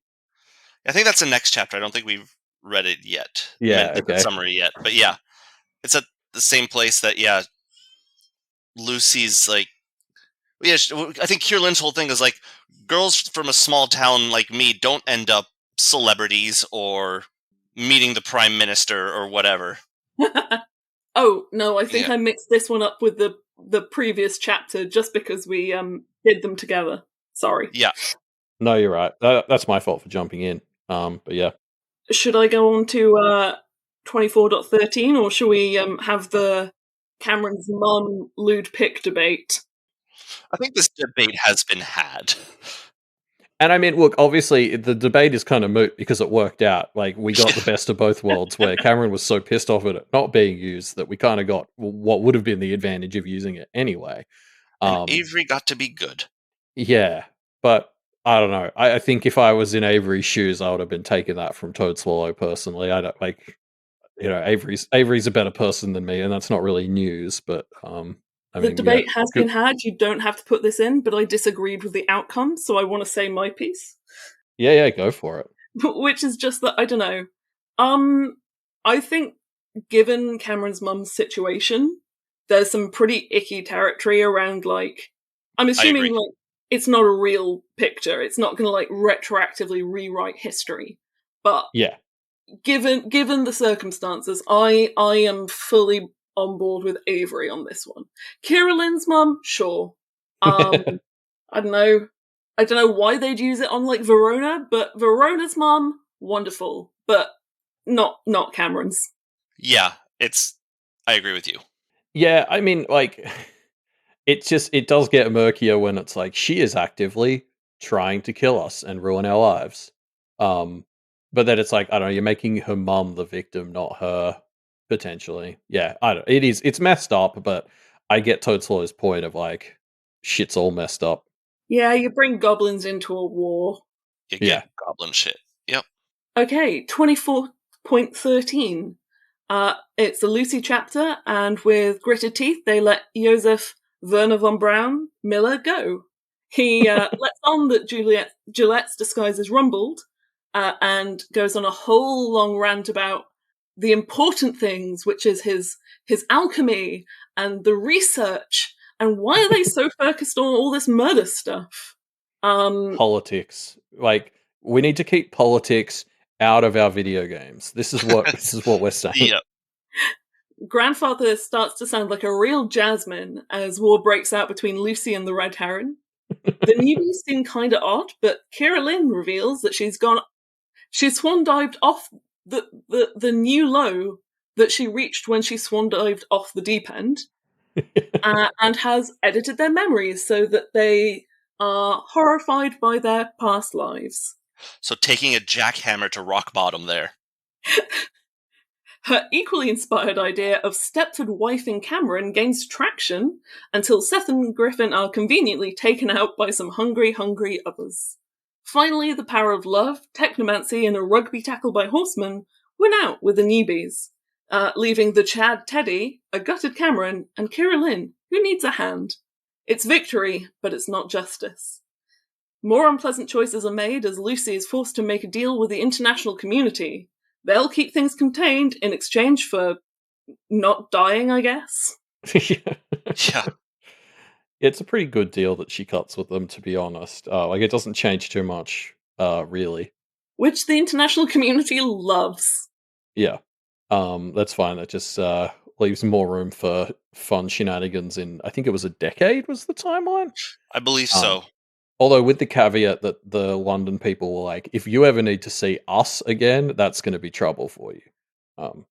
And of course, Milton is definitely getting his meeting. Yeah. True. I mean, oh God. So let's not get started. There's already been too much talk of things that need to happen either in the epilogues or future stories, and Milton's return is one of them. One of those. I do love, like, Kira-Lynn's Kira-Lynn embodies that. You know, I think it was a Tumblr quote that was like, the bar was so low, it was practically a tripping hazard in hell, but here you are limboing with the devil. I love that, yeah. Like, that was Kira-Lynn here. It was just like, she just kept, you're just like, wow, Kira-Lynn has really gone as far as she possibly, oh, no, she just went lower. Yeah. She was such a fun villain. Uh-huh. She was, like, actually a villain. Yeah. Yeah, Pale doesn't very often give us these villains where you can just sort of enjoy hating them because they're clearly kind of just too far gone right now. Like, Pale always gave us these villains who, like, have other sides to them and you got to feel a little bit bad about. It was so nice having Kira-Lynn in this fight just be someone who you're like, oh wow, I can just straight up hate you and it's fine. She was spontaneously growing a mustache so that she could twirl it. Yes. Yeah. And it's like, yeah, this chapter, like, if Lucy was last time wondering, is Kira-Lynn actually evil? This chapter's like, yeah, we can answer that. Yeah, Teddy is the one who I feel like is maybe the most likely negative to come up in a epilogue, just because he's still free roaming. But Kira-Lynn is probably the one I want to see the most, just because it's like she's got the most recovery to go through. Well, I mean, Lucy made that deal with Teddy. That doesn't mean that, like, Anthem couldn't mop him up on his way out of there. Oh, for sure. I don't mean kill by mopping up. Anthem. That was a clarification for Anthem.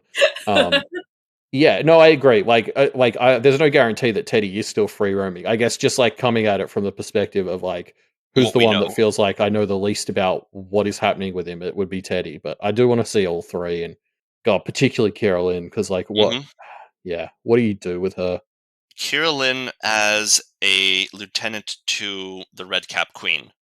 I don't know. I kind of like I'm still in love with the idea, and I think I already talked about it to death as these chapters were coming out, but I love thinking of this series of chapters as their summer break, right down to Kira-Lynn ending up with a pretty serious hand injury. Yeah. And so that's why I want to see them in the epilogues undergoing their kind of fallout, but obviously they've more straight up lost, and like what does fallout look like for these three? Their fallout has a lot more radioactivity, I think. Yeah, well, yeah. Yeah, we don't really see any more bogey people after this chapter. And I feel like in the same way that Mr. Marshmallows, the other bogey people were like, we're not with him, they would take a look at Kira-Lynn and be like, you know, it's not good. Yeah. Girl, you're just a bit much. Like, and I'm saying this, I've come from like this weird corner of the abyss with like candy people that are doing weird stuff to children, and like, you're just a bit much. Kale, you're being a little extra here. Yeah. It's like, what are you trying to prove to the abyss? Oh my god, she's mourning Marisica. This is like a tribute arc. Yeah. Oh, she was desperately trying to set herself up as Marisica 2.0, and that's just Marisica is her John. Oh, yeah. Can we also just celebrate the ending of Seth and Griffin, the loveliest guys we're ever going to meet? May Cameron have a long and Seth-free life. Griffin though, like, okay, yeah, Seth was just a piece of shit. Griffin, I felt bad for. I remember his interlude. We learnt that he was just more so than anyone in the world ever in need of therapy, and he was just broken. Yeah, and like he wasn't that bad, like by the standards of the other X-Forsworn, which admittedly not the highest bar, but like Griffin wasn't that bad. He was just broken is the best word for it. And even pre-Forsworn, he was on par with the rest of what we saw of the of Alexander's other apprentices. Yeah. Like he wasn't exceptionally vile compared to them. Yeah, like because I completely agree. Seth's end kind of had the fuck around and find out sort of vibes of like, suck it. Whereas Griffin, I was just like, oh man, poor dude. Yep, a sad end to a miserable life. Yeah, he was better than many of the other teachers because his trauma meant that he would only think the terrible things he wanted to do instead of doing them. But I got the vibe. I mean, and maybe that's me being too generous, but I got the vibe that he thought those things sort of because he felt like he was supposed to think them. Yeah. He is so terrible that he has to look for the worst thing to think so that the world has a reason to punish him, because otherwise none of this makes sense. No, I definitely think Tisarwat, there was definitely an angle of him being like the gross kind of teenage boy before and after getting Forsworn, like Chase-esque. But I don't know. I may be a little bit too forgiving of those types just because to a degree I think the system is to blame for a gross 15-year-old as much as they individually are, because people like Alexander are hardly helping them not be shitheads. If I was given the choice, I would absolutely be giving him just a boatload of therapy. Yeah.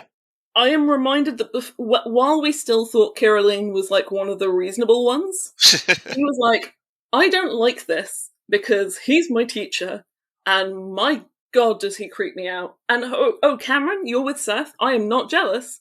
He reminds me of Griffin. Yeah. That is true. Well, it was in Griffin's interlude, didn't we learn that like part of what kept drawing him to Kira-Lynn was that she didn't like him because he was so fucked up that he had that feedback loop of if he was into someone who liked him, then something good might happen and then he'd wake up from his dream. So it was like this weird thing where he was almost pursuing Kira-Lynn more because he was making her uncomfortable, which is like where do you even start unpacking that? Fucking a therapist runs into that situation and they're like, oh cool, I'm going to be set till retirement. Like yeah, there is something quite mirror image of Charles in that, with the Melanie situation, which I guess we'll get into later. But maybe that's why he liked Charles. Charles did have an easier time of forswearing than Griffin, but they had something weird in common. Oh, for sure. Charles specifically called out all the X-Forsworn and how he related to bits of them. And with Griffin, it was definitely that, like, they were both still very stuck in the past. Like, the more we sort of see of Charles in this last part of this arc, the more it was like, like when he starts spouting his tinfoil about how karma is still against him, even though he is now the adjudicator of karma.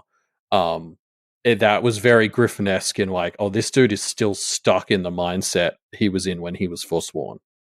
And you guys talked about the whole crystallization of personality and power and whatnot when one becomes a judge. So, I don't know how much that plays into it there. I think what's funny is I think the ending of this story really recontextualized that whole pipeline by kind of making it clear that there is a sort of war between the role and the self. Yeah. And the more you allow yourself to be stagnated like that, the more it's clear that that's just yourself not winning that battle. which is why the Sable's idea of Lucy as Carmine seems to be such a good one, because she is self. Yeah, she would win that fight for a pretty long time, I think. Yeah. And I definitely get the feeling that point when the self starts to lose to the incarnation, as it were, that's when the other judges start shooting each other side-eyed glances behind your back and start looking for a John to replace you or whatever. Yeah, well, especially the Sable, yeah, because that's the interesting thing about the Sable is the guy who was just a spirit and is maybe the least at war with the role, except maybe the Alabaster Doe, is very much the one who is conscious of the fact that the judge needs to be more than that. Yeah, which might be why the Sable has been able to maintain enough self to not lose itself in the role. Yeah. Anyway, in 24.x, Charles negotiates a deal with Ottawa and leaves the room, and is basically immediately the "this is fine" meme as he finds his entire plan on fire around him. Percival II and many more names besides is spent. Oh, I said that sentence twice. She who drowns in moonlight learns from Avery and musters her allies, notably Gilkey, to drown the Titan, robbing Charles of another key part of his plan. Deb is far better to Beatrice than anyone would expect. She's surprisingly sweet in the wake of Anne's death. Clementine murders Ten Mercy, and Nicolette turns her back on the Kenneteers, angry. Charles comes out swinging, not swimming. Charles comes out swinging, and then smashes through Verona's domain, almost killing her. He is stopped only by his ego, Juliet, Hollow Yen, some hot glue, a thorn, and an abyssal spike in his side. He then flees into the crucible, and the assembled forces follow. I guess while we're reigniting debates that kind of happened at the time, I still want to believe that Nicolette being so pissed at the Kenneteers was like a karma thing, because I don't get... I get where she was coming from, but also it was like, come on, Nicolette, get some perspective. Yeah, I don't know. I mean, she wasn't there for a lot of that last fight with the Red Heron kids. I think maybe if she finds out more about what actually happened and she actually sees just how much everyone went to bat for those, traumatized kids, including that side's traumatized kids. Yeah. Maybe she will soften up a bit. But that's why I kind of blame Karma for how she handled it in the moment, because isn't this the chapter where Zed kind of explicitly is trying to talk to her about that, and she just kind of won't listen? And I was like, yeah, I think so. Yeah, I hope this is Karma, because I was like, come on, Nicolette, you just are refusing to give them a chance, and yeah, I don't know. Yeah, is that again? Just add it to the fucking huge list I have of stuff that maybe will hopefully come up in epilogues. He did sort of say that everyone was a bit emotional and tired. And he did say everyone was. I know, that was so funny when Nicolette started to take that personally, and it was a bit like, oh, come on, he clearly means that we're in a fucking war zone. Yeah. One thing I did want to note that was entirely unrealistic is when Charles is talking with the Ottawa practitioners. I work for the government of Canada in one of the different departments, and every single thing happens in this hodgepodge of every meeting, every conversation, this random hodgepodge of French and English. And the fact that there was not a single word of French here just does not ring true to Ottawa. And bureaucratic meetings. I do like that you clarified that you're in a different department to this. Yeah. Yes. I don't know how they do things in their department, but the thing is, most, and obviously they're not part of the government, I assume, but most government positions in Ottawa require some level of bilingualism, which, generally speaking, tends to favor Quebecois applicants, because the Francophones in this area tend to be more likely to be bilingual than Anglophones. So it just naturally, people kind of devolve into Franglish, for lack of a better word. Interesting. I mean, the councils and the moots are just barely starting to leave the realm of we decide who's in charge based on single combat. So I think they probably don't have that many, qualifications based on No, representation. but I'm just saying, there's like the fact that they all live here, at least the Ottawa Council, kind of, it feels different.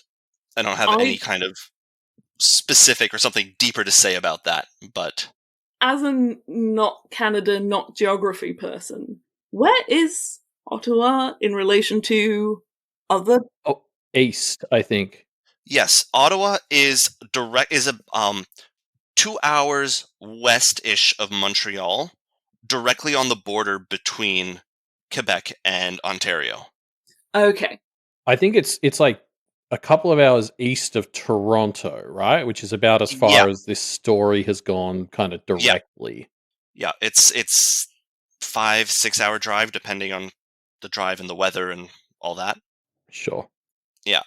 And yeah, I know we haven't I guess the fact that we're bordering on Ontario, and I guess we do see that they do get to part of Toronto, the Crucible later on. Sorry, part of Toronto. Yeah. Yeah. Anyway, that was my statement on no French language. Not gonna lie, kind of glad Wildbow didn't bother with that aspect of real life. But yeah, 24.14. It is Crucible time, gang. Level 1 is Verona's level. She is sent back to the Ooga Booga times, but she's the speaker of the voiceless, so she manages okay. She figures out that the goal is to set up a dynasty and kind of overachieves on that front, trying to create a heroic dynasty with a bunch of different aspects. But the Aurum is the mod for this server, and he's one of those like bitchy mods that doesn't like it when people try new things. So he forces her to climb the mountain a bit early. She barely makes it. She ends up needing to be saved by her friends who finished it quicker than her because Verona is not a speedrunner. But the chapter ends with the trio regrouping in the gardens of this Greco-Roman, in my head, city that is level 2. They confront Charles a bit, and he's really shitty about being stabbed, and so he tells them all his big pale predictor theory that they're not real. Yep. And he is entirely correct. And I don't know if we just want to move through all of the Crucible chapters and talk about them as a unit. I think so. Yeah. 24:15, Lucy is kind of getting quasi flashback / time jump elements between her first level, second level. Her attempts at generosity are met with war. She becomes a mother. She watches her child die by war and then views her own dead body. Is this how Jasmine feels? Yes. Yes, it is. So I know that I know I've gotten shit for laughing at this. It's still funny that Lucy had to go through that. It's awful, but it's funny. Well, it's just also the sheer contrast between how Verona approached that bit and Lucy did. Like the trauma Lucy had there at just one death. Verona's like, all right, let's get another one going. Yeah. If I walk faster, I could get to the next body faster. We see a little bit of Avery's too, and it's very interesting the different relationship with self that each of them have and how it's expressed here. In Lucy's case, it's through trauma.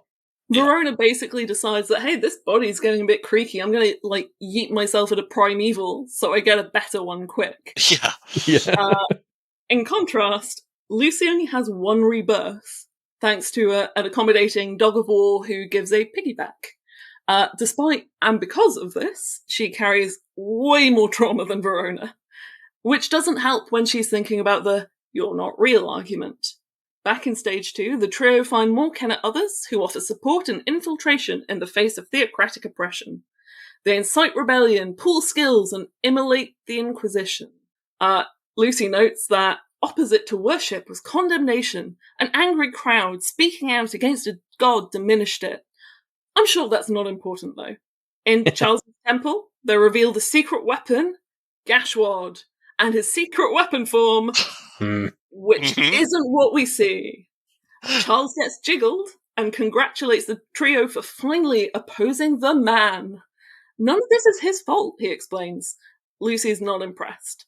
Next argument, yeah, well, your legacies are rubbish.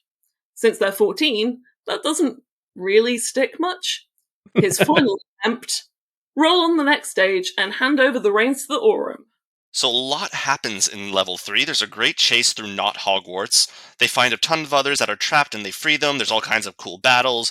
Bristlebane is very intriguing, but none of that really matters. The main point of this chapter, the whole thrust of it, is the culmination of Charles being hypocritical, and where he forswears Avery. And then I'll round us out with 24.17, which is the most all chapter, like a dot all that the story has ever seen. Because through the powers combined of the Kenneteers, we achieve victory. There's the forswearing of Avery Kelly, who mounts a defense that is basically just asking Charles why she deserves this. Why would you do this to the person who supposedly reminds you that there is light in the world? Outside, Lucy and Verona meet Toadswallow's future competition for 8th Court. They reverse engineer the layout of the Crucible's public-facing database, and Verona ultimately gets nabbed by Brizzo after he tricks her. She's put on trial for forswearing and enters full feral cat mode in response, and she calls Charles a lot of mean names. Lucy is then the first and now final Kenneteer. She tries to escape the battlefield, proving that it really is the end of days. She's riding on Mrs. Shoulders like that gingerbread man in Shrek 2, but is ultimately caught by the Aurum and the Carmine, who she manages to dissuade from forswearing her right away because she challenges them to a duel, or challenges Charles to a duel. The Aurum leaves here because he's like, wow, we've won. This is it. You know, throw in the towel. We've done it. But unfortunately for him, we jump through various familiar adjacent members of the squad, and we see how they're rallying their troops in response to supporting the Kenneteers. Tashlit is the one who knocks, and all three Kenneteers spit on Charles by throwing exactly what he liked about them in his face. Avery, says what a piece of shit he is and how he saps light from the world. Verona explains how much she doesn't want to be his friend, and Lucy sticks to her principles where he didn't, and ultimately this undoes him. So the story ends where it began, with Ryan realizing he's a stupid motherfucker and he is forced to concede everything to get Charles off his ass. Whew. And the story ends as a bookend to where the story begins, also with the howling of the Carmine. Yes. That could break something fundamental. Exactly. Yeah, that was a great line. Like, just reading that and being like I didn't remember exactly where it had been right away, but I was like, that's from the prologue, I think. Like, a great, bookend. It's not exactly the first line, but I went and looked for it, and it's like 4 paragraphs in, 5 paragraphs in. Like, it's a great parallel. Yeah. When a book is 3 million words long, I'm pretty sure that the first 5 paragraphs count basically as the first sentence. Yeah. That's a rounding error for sure. Yep. Yeah, oh man, the Crucible, I'm still just kind of a little mad that we're not going to get to see it in action like as intended. Like, there's so much cool shit to explore there, and I remember talking about this a lot in Pact, but Walbo has this habit of creating really cool things, but because of the way he writes stories, it feels like we don't dwell on them for as long as I could personally stand. I would not have minded seeing the Crucible, see the Crucible consume the Kims, see the Crucible, take down Grayson, all those kinds of things. It would have been interesting to see the Crucible do what it was meant to do, though with the way Charles is overall, it's likely that one of them would have beaten it, because he explicitly wanted them to not beat it. Chuck, Teddy, Kira-Lynn, and Cameron in it. Like, that's... Sure, yeah. If we have to see it go through the normal process once, that's what I want. I want to see the final 3 Negateers go through it as intended. That would be so fun. I wouldn't mind seeing Seth go in there just to watch him, die some more. It's a bit mean-spirited, isn't it? Fair. Get Seth to build that heroic legacy. You could see him die over and over and over. No, let's face it, Seth isn't getting to reproduce any times. Nope. I would also really want to point out, I mentioned, I wrote this down later on in the notes, but I think that's an okay time to talk about it, how the not Hogwarts segment is so Charles has no original ideas, because it's so clearly not Hogwarts, down to the point that, the friend character is Albus Lionheart or whatever. Yeah. It's like, yeah, it's like the most generic young adult novel name possible. I loved watching Avery bully him about it because like it's one of those things, and I love that Wildbow is a good and confident enough author to be able to do bad shit like that, but like have it be a thing, you know? Yeah. Like Pale's done that a number of times. Like other times this has come up where it's like, oh, this is like a shitty bad story trope. Yeah, that's the point. And Yeah. that's always so fun. Yeah, and I love how like you can see that there's this point, like Charles is trying with this story to like, or with this segment of the arc to redo basically the Blue Heron Institute arc, where the different sides of the story, of the students are like facing off to each other, and there's the politics of it all, and the Kenneteers just are not interested in engaging with this narrative at all. Yeah, they've lived a traumatic YA magical story, like Yep. Been there, done that. Not interested. Let me read a few books and free some others. Based on the structure of the third stage, I think that like Charles or the Aurum are supposed to represent the head teacher, which like bold fucking move, putting the trio in that situation after what Good happened point. throughout Pale to anyone that briefly became BH headmaster, except for Ray, who was given, I guess, like a pardon or something. Well, he wasn't actively against them. It's not that being the headmaster is being cursed. It's that being the headmaster without the explicit approval of the Kenneteers, which is like exactly what they set themselves up to say. Here, you're going to be put in this school that you're kind of against, and I will be the headmaster. And it's like, mate, have you been following the last 9 months?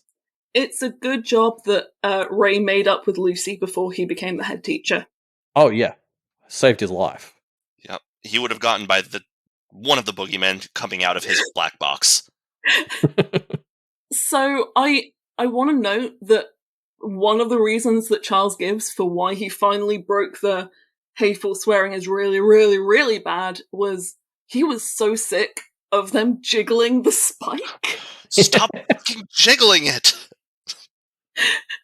Which, I mean, it probably was very annoying. But what a way to finish yourself off.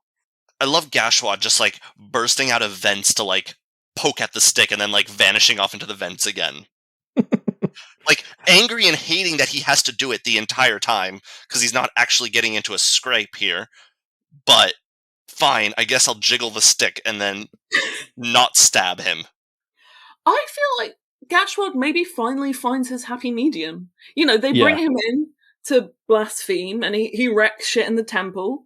But, like, he tests how well he's doing by stabby stab stab.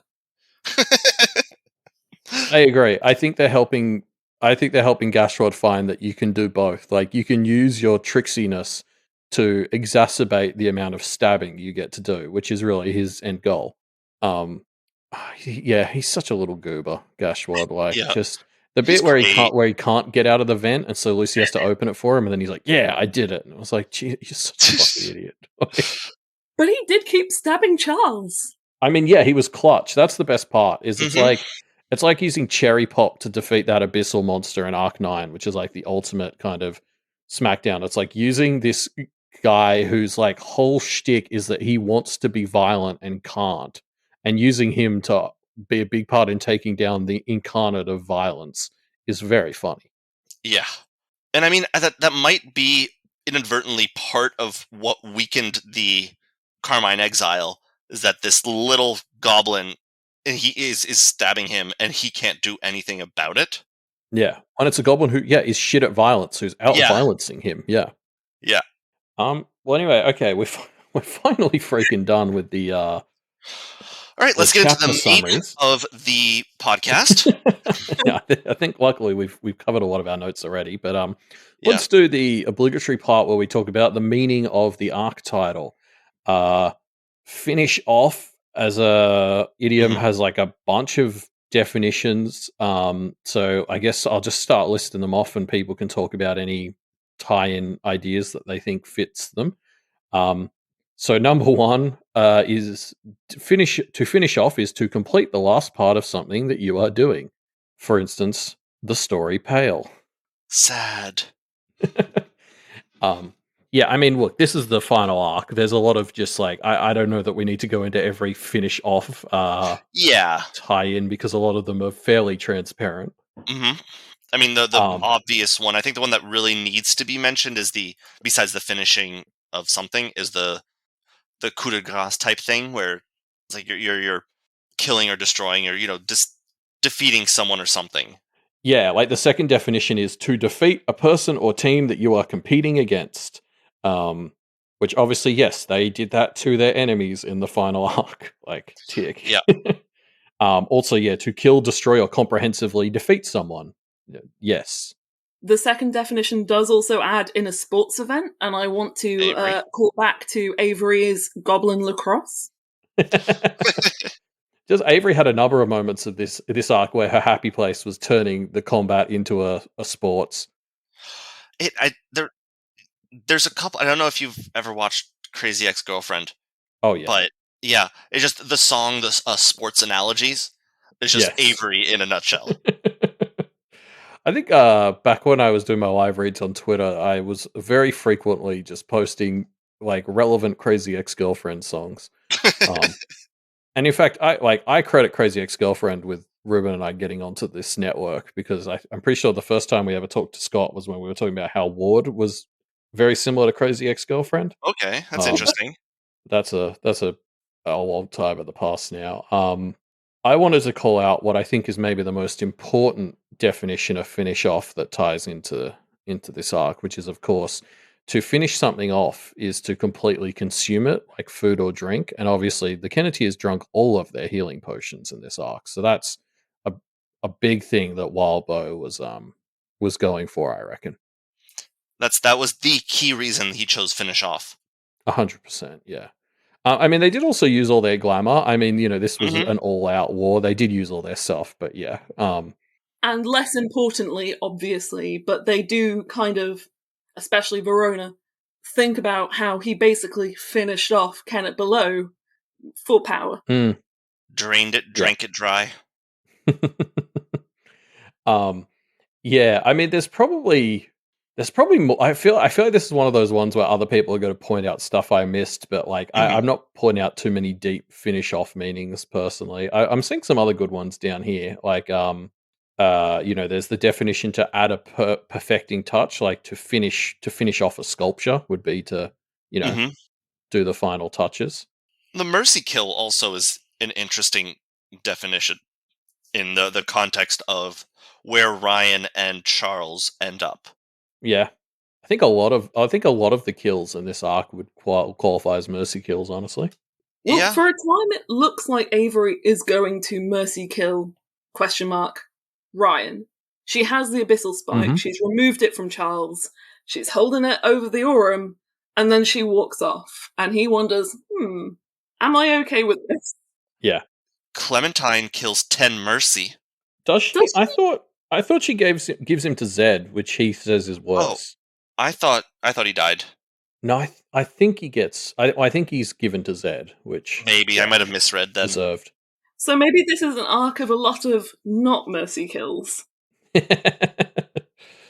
Definitely not 10. I actually think that the closest thing to a mercy kill does not actually involve someone dying.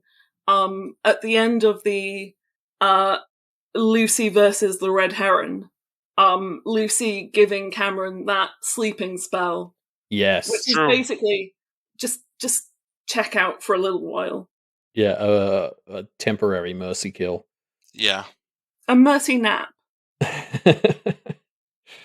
Yeah, I loved how the story just straight up called out the Sleeping Beauty analogies there. But yeah, I guess let's is there anything else either of you want to talk about regarding this arc? I just thought it was interesting that this arc was basically bookended by Charles fleeing from a ruined base with a slowly decreasing amount of people supporting him. He flees the Blue Heron with his caravan of people, to the Kim house, and then at the end he loses the Kim house and flees into the Crucible, and then he loses the Crucible and is left with just not even himself. Yeah. And I mean, like, honestly, part of me's kind of mad at him for how dragged out he made all that, because it would have been really fun if all of the Crucible had taken place at the Blue Heron. Like, if he had literally erected this yellow heron that the Aurum takes over on the remains of the Blue Heron, that would have been very fun. Yeah. And also it means that the final arc of the story was happening in some nowhere peninsula instead of the cool Blue Heron fight we had in Arc 23. So a little mad at Charles for how he dragged this out, but like that's exactly, I think, the point that Pale was making, is that this fight was just messy and it wasn't as clean and fun as like, we're gonna turn the book on him in the Blue Heron. Like, no, it was much messier and more dragged out than that. Charles never gives up until he realizes that nor are the people opposing him. Well, I think one of the things that finishes him off is when he realizes that he has become the Alexander that Charles are trying to fight. Yeah, for sure. Right. And Tisarwat, you have a really interesting thing in the notes here. I'm looking forward to hearing you talk about it. So I want to talk about the Red Heron Abyssal Pipeline and its potential similarities to a certain alt-right or possibly manosphere pipeline. Right, Seth? Well, yeah. Throughout this arc, like, the Kenneteers are wondering, how far are we willing to go in fighting the Red Heron students, who are basically children. Often children older than the trio, but that's, they're still kids. And they were victims, and they are still victims. But they've gone to different degrees in buying into the ideology and also perpetuating it. So Lucy wonders if she can attack Kira-Lynn in a way that risks killing her. Not if she's willing to kill her, but if she's willing to risk it. And while, Cameron, she has gone through a lot of shit, she does try multiple times to kill Avery and Lucy with a defensive tool that would basically just shatter their bones. And I think the answer to that question is not a straightforward one, but as in the real world, it is a question of balancing the needs of these people who've been radicalized, these victims who have been radicalized, but balancing their needs with the people that they are now hurting, as well as the people that they are radicalizing themselves and perpetuating the harm onwards. So I'm thinking about Del and Gerard in particular, who are very much still at the victim stage, the kind of quote-unquote pure victim stage, even more so because mind control. Yeah. But as well as thinking about what do we do now, you have to think about how did we get here? And one of the things there is, what was the environment that led these people to be vulnerable to radicalization? And I'm pretty sure, but didn't have time to fact check, that some of the Red Heron were candidates for the original Kennet practitioner's spot. And that one of the things that indicated to Miss that someone might be a good candidate was that they had a shitty life. For example, Josh, who had his mind wiped and was explicitly returned to a situation as close to his original one as possible, had a very abusive father. I'm not blaming Miss. She wasn't. While she had some kinds of power, in other ways she was very powerless. But when she talked to Jasmine, she said, if I hadn't picked this trio for this war, they would be in a worse place now. They would probably meet a bad end. And I don't think it's unrealistic to assume that the same is true of the Red Heron students. Yeah. So instead of saying, should Miss have done something, I think it's worth saying, if Miss had done something to improve their situations after they failed to make the cut, would the Red Heron recruitment have worked as well?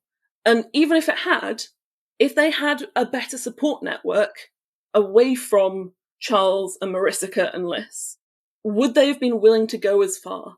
either for the approval of these not great role models or because they just don't see any other options. Because part of the issue was not that, the red herring kids were very skilled. Some of them were. Quite a lot of them, they found their strengths. Absolutely. Which, echoes the trio. But it was also that they were going all out. But the nice Kennet others and the nice trio just were not willing to insta-kill them back. But either way, now Miss is in a much better position in terms of her integration in Kennet, in terms of her power, in terms of her resources, and the council is much more amenable to actually support similarly situated kids, not just rehabilitating, the survivors, including the final 3, but also the ones that dropped out along the way. But actually, looking at who are the kids that are in these shit situations. Maybe they weren't, maybe they went to the trio school and so they weren't really on the red herring radar for recruitment. But we've seen some of this. We've seen black sheep going to Kennet below. We've seen white sheep going to Kennet above, and we've seen, I want to say, lost sheep going to Kennet found.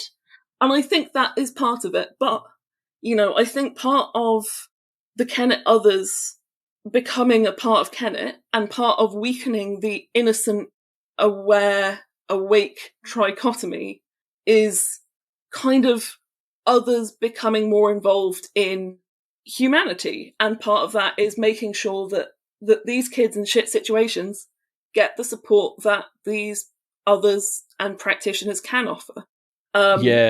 Definitely. Yeah. Sorry to butt in, no. But I like, because I think this is the really interesting part of like Mrs. original thing of just awakening the trio was somewhat criticized. Obviously Charles criticized it as being too slow, and I think ultimately the Kennetiers kind of agree. Like they're moving a bit faster. Like where the Kennetiers have settled is actually kind of halfway between Miss and Charles. There is a lot to be said for how much Miss did not have the ability to do much more than she was doing without great risk, because there was like a lack of resources there that the Kennetiers no longer have. But I do think it's really interesting to sort of look at how much this pipeline partially exists just because, people like Miss weren't helping as many people as maybe they could have. Yeah, but on the other hand, I mean, it feels wrong to blame Miss. Yeah. She was doing what she could to a degree. She didn't have the bandwidth, I assume, back then. She barely had the bandwidth to do what she could there. Yeah.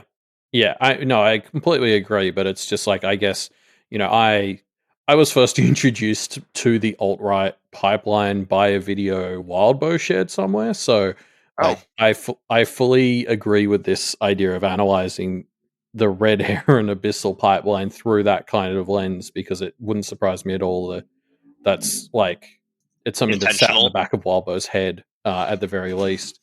But I guess, it's not really a criticism of Miss, maybe more the system that no one was in a position to do much more than what Miss was doing, or at least if Miss wanted to do more, it would have been at the sacrifice of her general safety and grander plans.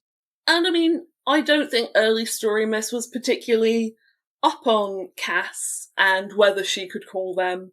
And if she'd brought it to the council, well, she wouldn't, because she didn't want to let in on what her plan was. Yeah, I also think she didn't care that much, to be honest. Like, it was sort of, there were, like, I don't know, bigger fish to fry, like she was a little more concerned with just the other rights or problems than like worrying about this other pipeline that could exist. Yeah, but even then, I think Miss was perhaps more sympathetic than most of the other council members. I can't really see the Hungry Choir voting to stage an intervention. True. Part of that was because there was that separation between other and innocent, or magic and innocent. So I am not blaming Miss, but I am noting that I think that you can trace links to what didn't happen and how these kids turned out. That's a great way of phrasing it. Yeah, I think that's what I'm trying to say as well. Just you said it gooder. Yeah, like if we have the ability to fix these problems earlier, you get more Kenneteers and less Negateers. And part of that means connection. It means community. The more people are connected, the more that they will notice what's going on, and the more options they realise that they have for trying to help. And like that is a big aspect of the alt-right / Charles pipeline, is identifying these people who feel like a bit of a lack of community and a lack of purpose. And basically both of these movements tend to come in and promise you that if you do a bunch of bad shit and get fully on their side, like you will find some of that community, you'll find the ability to do what you feel entitled to. It is in a large way, it's not, I know what you are feeling, it is not your fault, this is who you blame. Whereas yes, exactly. A healthier approach is maybe, I know what you are feeling, it is common to feel that, you don't know if they are, in part or largely even responsible for it, but you can show them how you found a way out or what other models for living are. Yeah. Yeah. No, yeah, I love that. The other thing that I do want to talk about is power, its uses, and its corollaries. In the sense that... Sorry, good. Just as an aside, good job saying that word. I've never succeeded. I literally had to sound out the letters on my screen. Normally I have to say it 3 or 4 times, just turning it around in various ways until I found one that sounds appropriate. But when I was doing my linguistic-ish analysis-ish, I came across a very commonly used word, which was power. And I decided to look at how different characters talk about it. And I won't use, numbers. I won't say, well, Charles said it 27 times, but Verona said it 34 times. Are those real numbers? Sorry, I know you're saying you're not going to say that, but I'm curious if those are the real numbers. I do have some real numbers. I will just say that of 27 combative or uses of the word power that were somewhat combative. See, I can say corollary, but I cannot say combative. 18 of those 27 were from Charles. Wow, okay. And 5 of them were from the Aurum while he was fighting Charles. But what I noticed was that Charles talked a lot about combat, which is not a shock. He is the Carmine. But he didn't talk much about sharing power or borrowing power. He talked about power that was granted to him by the representatives, but not kind of a non-contractual kind of collaborative or common good type sharing.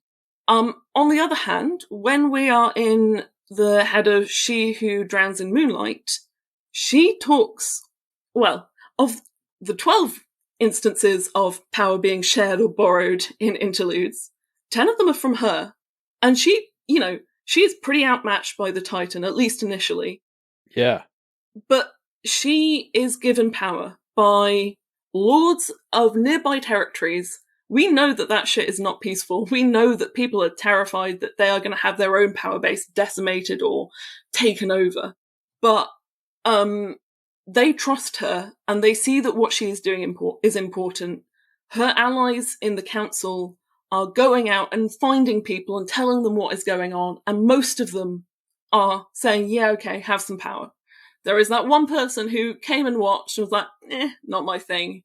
But apart from them, and she clearly does take it seriously. She is not squirreling any away for later schemes. She knows what needs to be done, and so they trust her with it. And I think one of the things that is really important to me is that Charles has a lot more power than She Who Drowns in Moonlight and similar characters.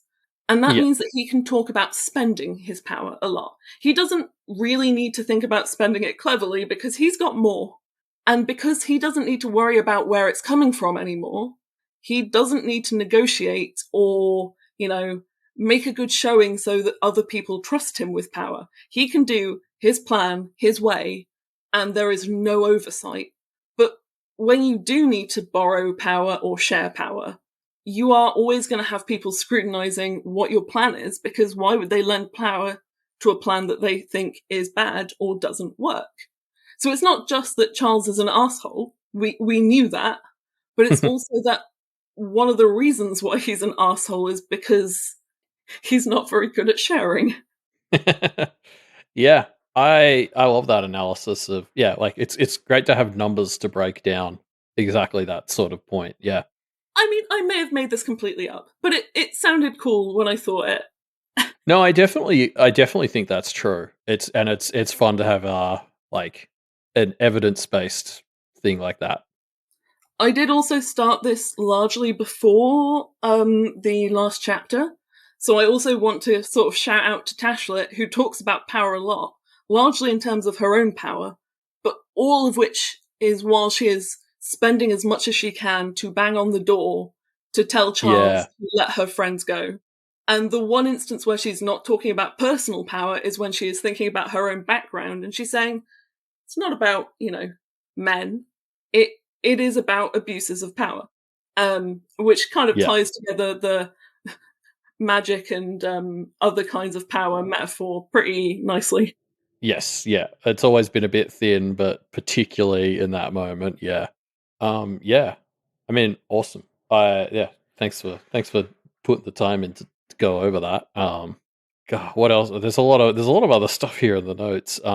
Did you want to jump into I love this 3 kinds of fantasy protagonist note you have here. Yeah, so for a long time, the kind of fandom joke was that you can tell Avery's the main character because she is a fantasy protagonist. And I totally bought into that myself. But if you look at the 3 stories and you try and separate them out a bit, I think Lucy has the most classic fantasy story arc, She gains impressive combat skills, which she used to fight for the oppressed, as she gains recognition and influence and power amongst those who were given that from birth. She also has her mentor die on her and has a dead parent, which are both classic ingredients in the classic fantasy hero. Avery, in a way, is much more of a YA-friendly protagonist. She has a wacky animal sidekick. She shows up how shit adults are at their jobs by being the best finder, to the point where another family are desperately trying to marry her in. She, I mean, also just paths in general, like their whole vibe. Yeah. I mean, fairy stories show up a lot in YA. They do in adult fiction, adult fiction too, but also YA. And also, she does that by basically not being bound by the rules and the traditions of yesteryear, which again feels a bit, in a good way, feels, it is a teenager being good at something because she's not got preconceived notions of what good means. Then finally, Verona represents the kind of, holy shit, I can't believe that this character just did that, I need to read more, kind of fantasy hero that, well, you might still see from Miles Vorkosigan, which is a classic fantasy series involving space, but definitely still counts. Sure. Or Harry Dresden, except for Verona is not a misogynist, and somehow her sex scenes are still less awkward. And I would argue that the founding is significantly cooler than writing a T-Rex skeleton. Yes, I agree, actually. And it doesn't require polka. That is true. Yeah.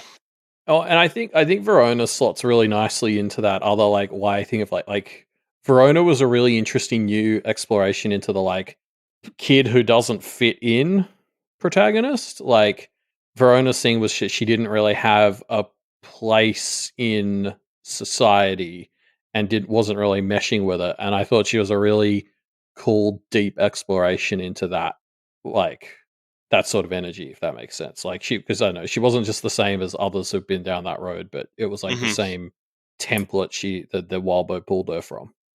She's a cat going a third way. Yeah.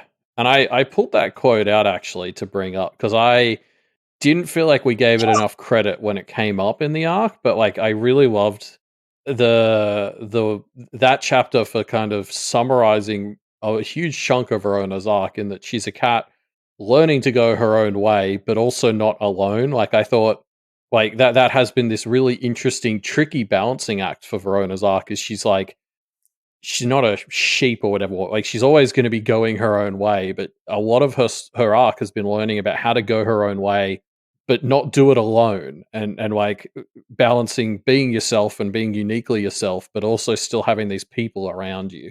And the cat going her own way was such a great little sound bite to summarize that. I wish we'd called it out more when it came up. She's part of a pack of feral cats. Yeah, and like I've watched those YouTube videos where people stick a camera on a feral cat and like, the cats go and they hang out for a bit, then they separate again and then they'll come play together and then they'll go sleep separately and that's something it was like yeah, it was so that's Verona's version of teamwork. I would also like to hear how you see Melissa Tisarwat represent or fitting into this three kinds of fantasy protagonists, because I feel Melissa is very much the protagonist of her own story that is happening parallel to the story of the Kenneteers. That intersects regularly, but so this is a weird pull in a way, but this is not a Terry Pratchett podcast, so I don't feel like we need to do a back to Discworld section to hide the spoilers. I don't know if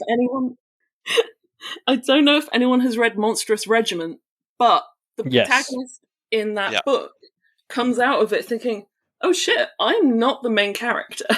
And but even so, she has a very satisfying character arc. She finds where her place is, and it's not where she thought it was at the start.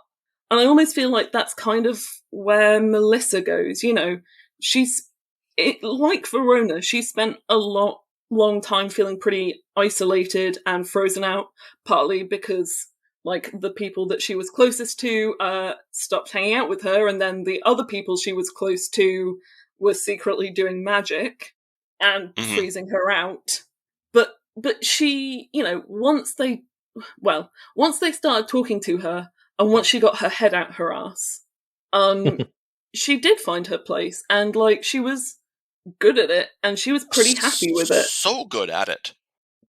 I think what's funny is in my head, Melissa almost better fits the arc of the mentor. And like we see her almost start to take that role a bit with like Jeremy and Mia and the other new aware kids. But like I see her as much more following in Guillemets' footsteps in terms of like she strikes me as somebody who will always be the kind of, I mean, she talks about being a detective and stuff, but like she just has mentor vibes to me. And like her whole backstory of like, she was at her lowest point and then she kind of found magic, found her fighting skills or whatever. It just feels like the sort of thing she's going to tell her plucky young protagonist student in 40 years. Empire. And so like I kind of love Melissa as not being the protagonist energy, but having the Guillemets energy, the wise old mentor, even though she's only 14 and kind of a hot mess. I want to note, though, how committed she is to this detective arc. She identifies Cameron as the augur by the eye shape in the snow. Like, she memorized everybody's eye shape, just in case that might happen. And whichever trio member it was it Avery? Was like, okay, kind of weird, but okay. I'm like, no, that's amazing. It's incredible. Like, what are you talking about? Thing is, it would be super weird if not for practice. And given that the person calling her out is a practitioner. Yeah. But she also gets, she gets the guy. But I also really want to point out that we see Lucy fight once she has been carmelously gainsaid. And she is still awesome. But she suffers because it turns out a fair bit of dodging through raindrops involves magic. And Gilame is teaching Melissa to do it. Yeah. Anyway. Yeah. Cast your mind back in Arc. She killed 7 people who slipped past Lucy into Kennet above. Yeah. First off, she is dedicated to killing. She does not have the moral qualms of the trio. But she was a muggle when she did that. Yeah. That's incredible. Well, I mean, presumably she has we know that Melissa has brute forced her way into different aspects of practice. I can, early on she makes a rune work by trying over and over and over until it works.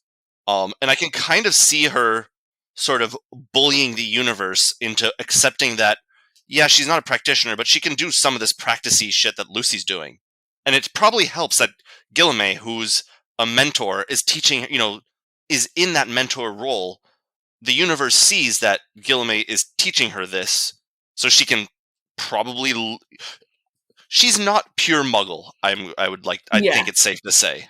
Yeah, and I think we can all agree that she was secretly the real reason why Gilame was teaching kids. Mm-hmm. Yeah.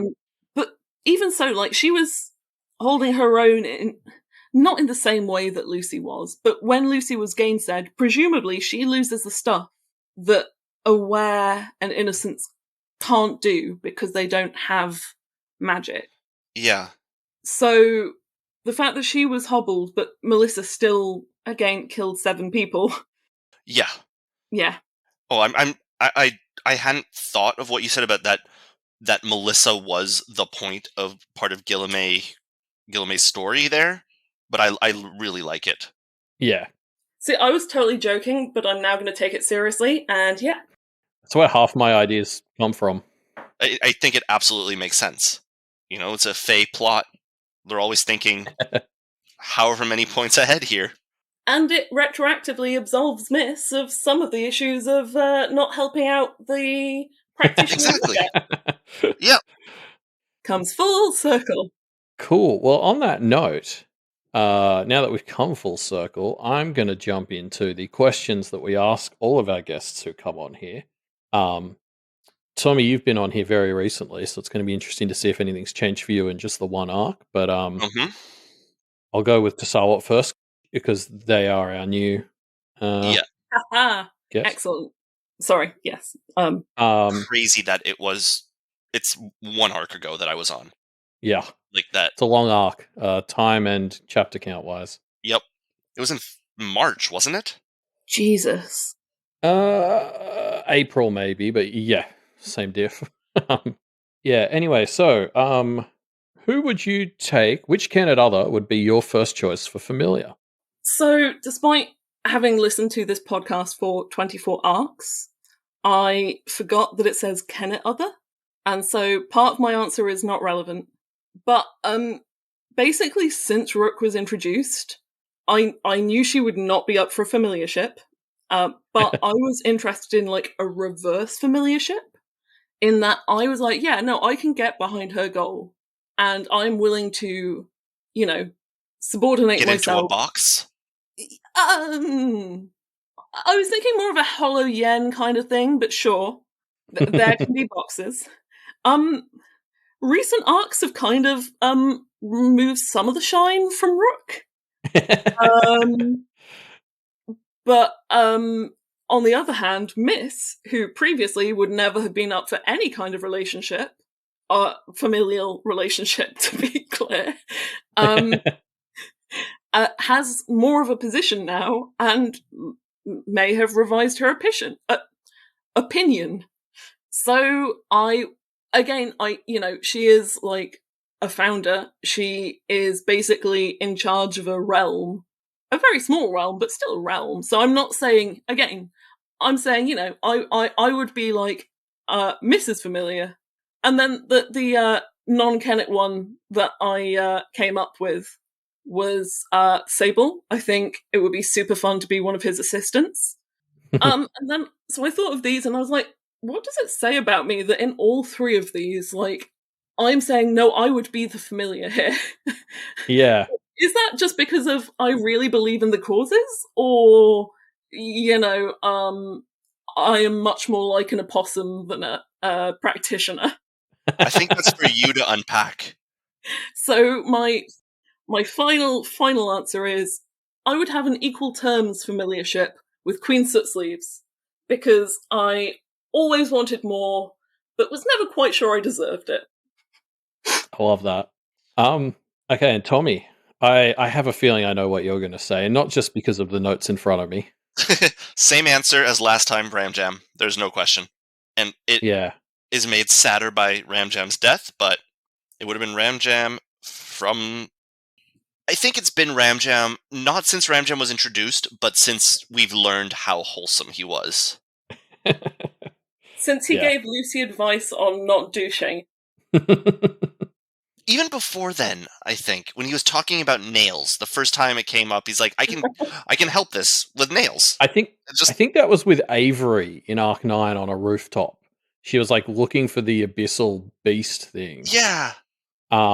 And Ramjam offered her just a lot more advice than what she actually asked for, and all of it was weirdly wholesome. And I think that's when I fell in love with him, yeah. And it was utterly tragic that we lost him. Yeah, I mean, second best goblin. That's a pretty good call. And having spoken about the alt-right/abyssal pipeline, he would be a godsend in keeping people away from it. Oh yeah. I think we specifically called out once on the podcast how much we wanted to pair Ramjam with Declan. That would have been... If you were going to awaken or aware in Declan, I think Ramjam would have been a great supervisor for him. Be still my heart. Yeah. I mean, there's a reason he was runner-up in the Goblin Sage race. Yeah. Yeah. And that would have been the perfect... I keep saying but Ramjam and Declan as a familiarship or mentorship or anything would just be really sweet. Yeah, we saw Mia and Taddy pair up at the end of 24/17 potentially. And I low-key love that duo for them, and I could see Ramjam and Declan being the same. Also, Tisarwat, sorry, your thing about reverse familiarship has just made me want to bring up something that I had flagged to do in the episode tomorrow, but I'm going to bring it up here, which is did we ever find out what was up with that person who, when Lucy visited the Sable, somebody was requesting a kind of anti-domain, and I think a lot of people assumed it was Rook. Huh. That seemingly didn't go anywhere, right? Epilogue? Yeah, well, fingers crossed. Okay, sorry. Next question. Who is the best OG Kenneteer? I hate you and I hate this question and I refuse to answer it. That's not an option.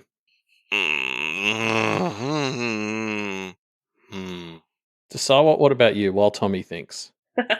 So the answer that I have written in the notes is eeny, meeny, miny, mo. But apparently that's not allowed. Well, and also I am just incapable of not talking. So, to answer this question, I need to give some backstory. But basically, Lucy reminds me in a way too much of a time when I felt very similar to her, and it was not making me very happy. So as much as I love Lucy, it has bad associations in a way. Whereas Verona ironically reminds me of me when I got my ADHD drugs, because it turned out that kind of cured my chronic fatigue, and it allowed me to be interested in everything. While Avery reminds me of my attempted approach at seizing every opportunity and doing all the things and networking in a non-gross way. So it's between those two, and I am actually going to do the eeny, meeny, miny, mo, which I will do silently. I think Dante would be very upset at me if I didn't choose Verona. So for solidarity's sake, I guess I will choose Verona. But also, let it be officially noted that Tommy hates Lucy and Avery. Exactly. And it was between Jeremy, Verona, and KL. And while Tommy answered, I did eeny, meeny, miny, mo, and it's Avery. That's good. She was my second choice there.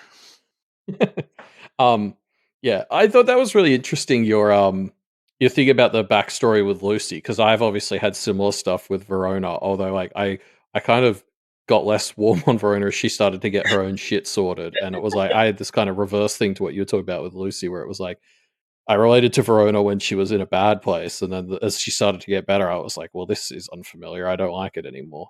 Um, how dare this 14-year-old get her shit together quicker than I am? Oh yeah, Um, they're all more competent than me. I know. Yeah. Yeah.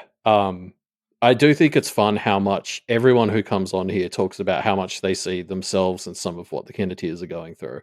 Like, real just great testament to Wildbow's writing. To be honest, the character I see myself most in is Sylvia, and I Interesting. think that's well, she has like the Verona kind of everything is interesting, with Avery's gotta talk to everyone.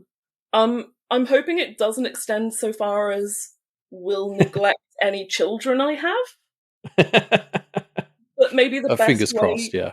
the best You way to mean ensure that that's not true is just not have any children. you mean record a 4-hour podcast? Well, Yeah. You didn't leave a child in the car while we've been recording, right? no, my wife Oh. is taking care of him. She's being very, very, very good about this. I get what you mean. I mean, but I think I've said before, the character I think I probably most resemble is Brett. And it's good to I mean, yeah, like it is great seeing yourself both good and bad in these other characters, because what would Brett do has been a great calling card to help me try and change some of those behaviors. WWBD. Yeah.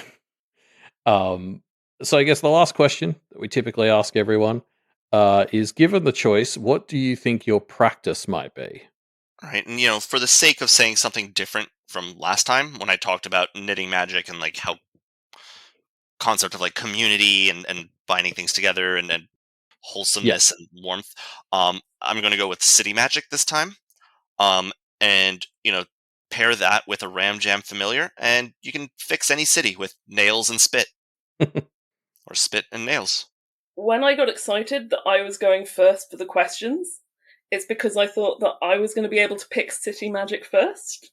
So You I can both retract pick my city magic. excitement. But it is absolutely city magic. I think that's the Yeah. closest thing that we can do in real life. Yeah.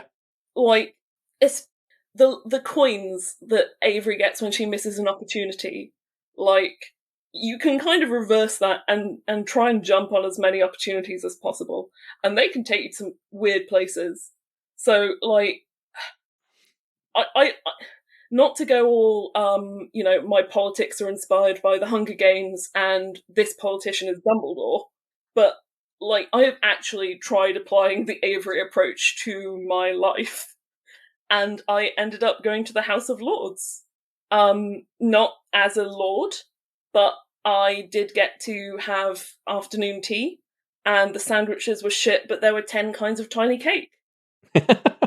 So, Really cool. Awesome. Yeah, I do think, like, obviously, Pale has always been very clear that, like, in this universe, magical power essentially correlates to influence and, like, what we would call power in the real world. I mean, Yeah. the thing that can make it really hard to talk about Pale sometimes is that, like, all the words are just kind of what they mean, like awareness. In particular, it's hard not to accidentally make puns when talking about how improving awareness is a good thing. Um, and like power has obviously always also been that in this universe. And so I think what's so appealing about city magic is it's essentially the ability to influence the space you live in through building good ties in that. Like, Yeah. it's the most palest of magics because it is just the get good benefits out of fostering a good community in your home and having a good relationship with where you live. Which incidentally probably ties well to the knitting magic. Yeah. Avery explicitly gets stronger when she makes friends somewhere. And, like, that's the kind of magic I want. I mean, even baby Anne was like, oh, I guess you're actually kind of cool. Until you told me it was okay Until to cry. you like started talking, but you're still kind of cool. Yeah. Don't tell my mama that I said this, but you're pretty cool. Yeah. We know that Avery is like impassably awesome to small children, and like even the Wint bloodline could not resist. Mm-hmm. Or the Mosses. I mean, she's like one of Raquel's best buds. Yeah. I'm so glad we saw Raquel. Oh shit, we didn't. Nope, we have not seen Raquel yet. Not in a different later chapter. Never mind. Yeah, it's been hard not to talk about the epilogue. Yeah, I'm very impressed in all three of us that it took that long for one of us to do that. I've come close a number So of have I. times. So have I. Which, yeah, I mean, I guess speaking of, obviously we've already seen one of them, but let's get into the bold and specific predictions section, which for this episode we're theming as, who do you think's going to get an epilogue? Because I don't know what the fuck else there is to try and predict. Uh-huh. All right. So, if you don't mind, I'll go first, Tisarwat. If you would like to go first, you can also go first. It's your turn. Great. So my serious, I have two. One of them is less serious than the other. My serious hope is a Booker and Alyssa epilogue. Booker, even while gone, every time he shows up, he has such ties to Kennet as a whole, the community of Kennet. We've seen him go out and be, even when he's there, he's like, people call him for help, for support, and all that. And I really want to see him and Alyssa come back to Kennet, sort of come to the realization that things are different, and then realize why they're different, maybe awarening or awakening along the way, and then learning that in part of it, Kennet has grown because of Lucy, her protection, her guidance, her, among other things, and that some of it fully comes from his advice way back when. And if not them, I want to see 10 years later when we get the story of Fuck Your Goad Girl navigating a harsh and unforgiving world with only the echoes of a trapped goddess, calling to her. Maybe call the story Pits or something, when she's gathering her Victorian cohort to rescue their patrons from their various prison pits. Frame it like a heist. She's got to go break KL out of prison, recruit successful Donnie, who's a stockbroker, tracking Teddy out in the woods, who's living as a survivalist, pulling Gray away from her work in a shelter, just to go dig up Mariska and Charles and the Aurum 10 years down the line. I love it. Tisarwat. Okay, so I was at the beginning of the arc, at the beginning of the relevant bit, thinking it might be an epilogue. I'm now kind of torn on whether it'll be an epilogue or she might arise in a later P-related... that doesn't sound good. A later story beginning with the letter P. But I am thinking that Kira-Lynn will return as a bogey woman, because she became an acolyte to an abyssal blood goddess. She was favoured by her, and she started spirit surgerying herself to remove empathy, chugging abyss juice, because it's very hip these days, lost said goddess, and then after abyssing too much, literally had her arm crumble away.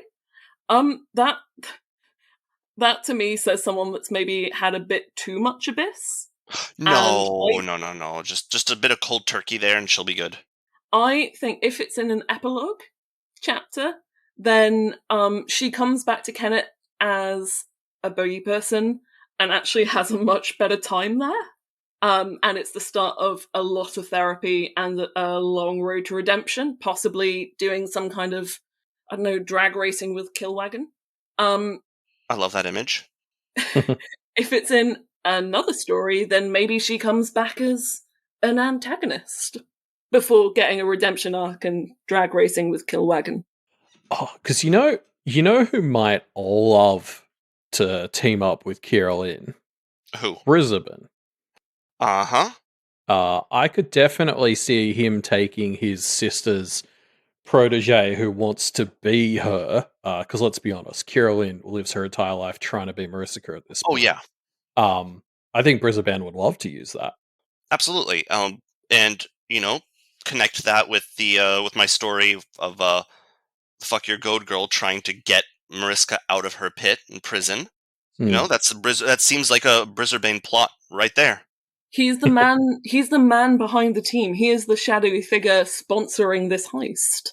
Yeah, he's genuinely the part where it's like, okay, I know the story's over, so I guess he's going into the background for a bit or whatever, but like, if I were the Kenneteers, that's what's still freaking me the fuck out at the end of this chapter, is like, oh, there is like a really powerful, cleverer than Marissa Fairy who specifically has a grudge against us. Yeah. Great. Oh, yeah. As long as Tash Lit sticks around, we've seen that Fairy just do not want to fuck with her. Yeah, well, and like hopefully, even though Brisbane's maybe a little bit immune because he doesn't buy into the court system quite so much, like there's probably still some safety in like the fact that Kenneth is surrounded and covered in goblins all the time. So I know like that was a really sensible and good kind of, I think this person would get on with Kira-Lynn. I don't know why my mind jumped to Biscuit, but I would really like to see I want to see Kira-Lynn as Biscuit's Barney? Yep. Todd? Which the human one. Yeah, the one that's ridden. I want Biscuit to live out her romantic dreams as Kira-Lynn's goblin godmother.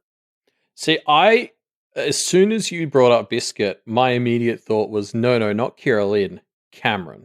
That sounds horrible and also awesome. I don't like the idea of Cameron growing through alcoholism and drugs. That feels wrong, but also, yeah. There's nowhere to go but up for Cameron right exactly. now. Like, exactly. That's. Who was that nice Kennet invader who had a cool chat with Biscuit? That was Easton's mate, the alchemist, whose name is... Insert here future editing Elliot, who remembers things by looking them up on the wiki. I have absolutely no memory of that. Oh, Based, wait, no, that's a lie. I do remember that. Yes, that was really sweet. Based purely on my I like Biscuit and your Biscuit and Cameron, I'm now thinking, why not add Biscuit's pal? He's got to be better than Seth. No, I think Cameron needs to do what Avery did, which is just be single for a bit, sort yourself out. You need it, Cameron. But then, yeah, sure. After that, definitely. Yeah, I like it. I'm totally pro this. Cool. Well, yeah. Thanks for joining us today, gang. This was I mean, it was a long episode, but it was a long freaking arc, so yeah, it's Wildbow's fault technically.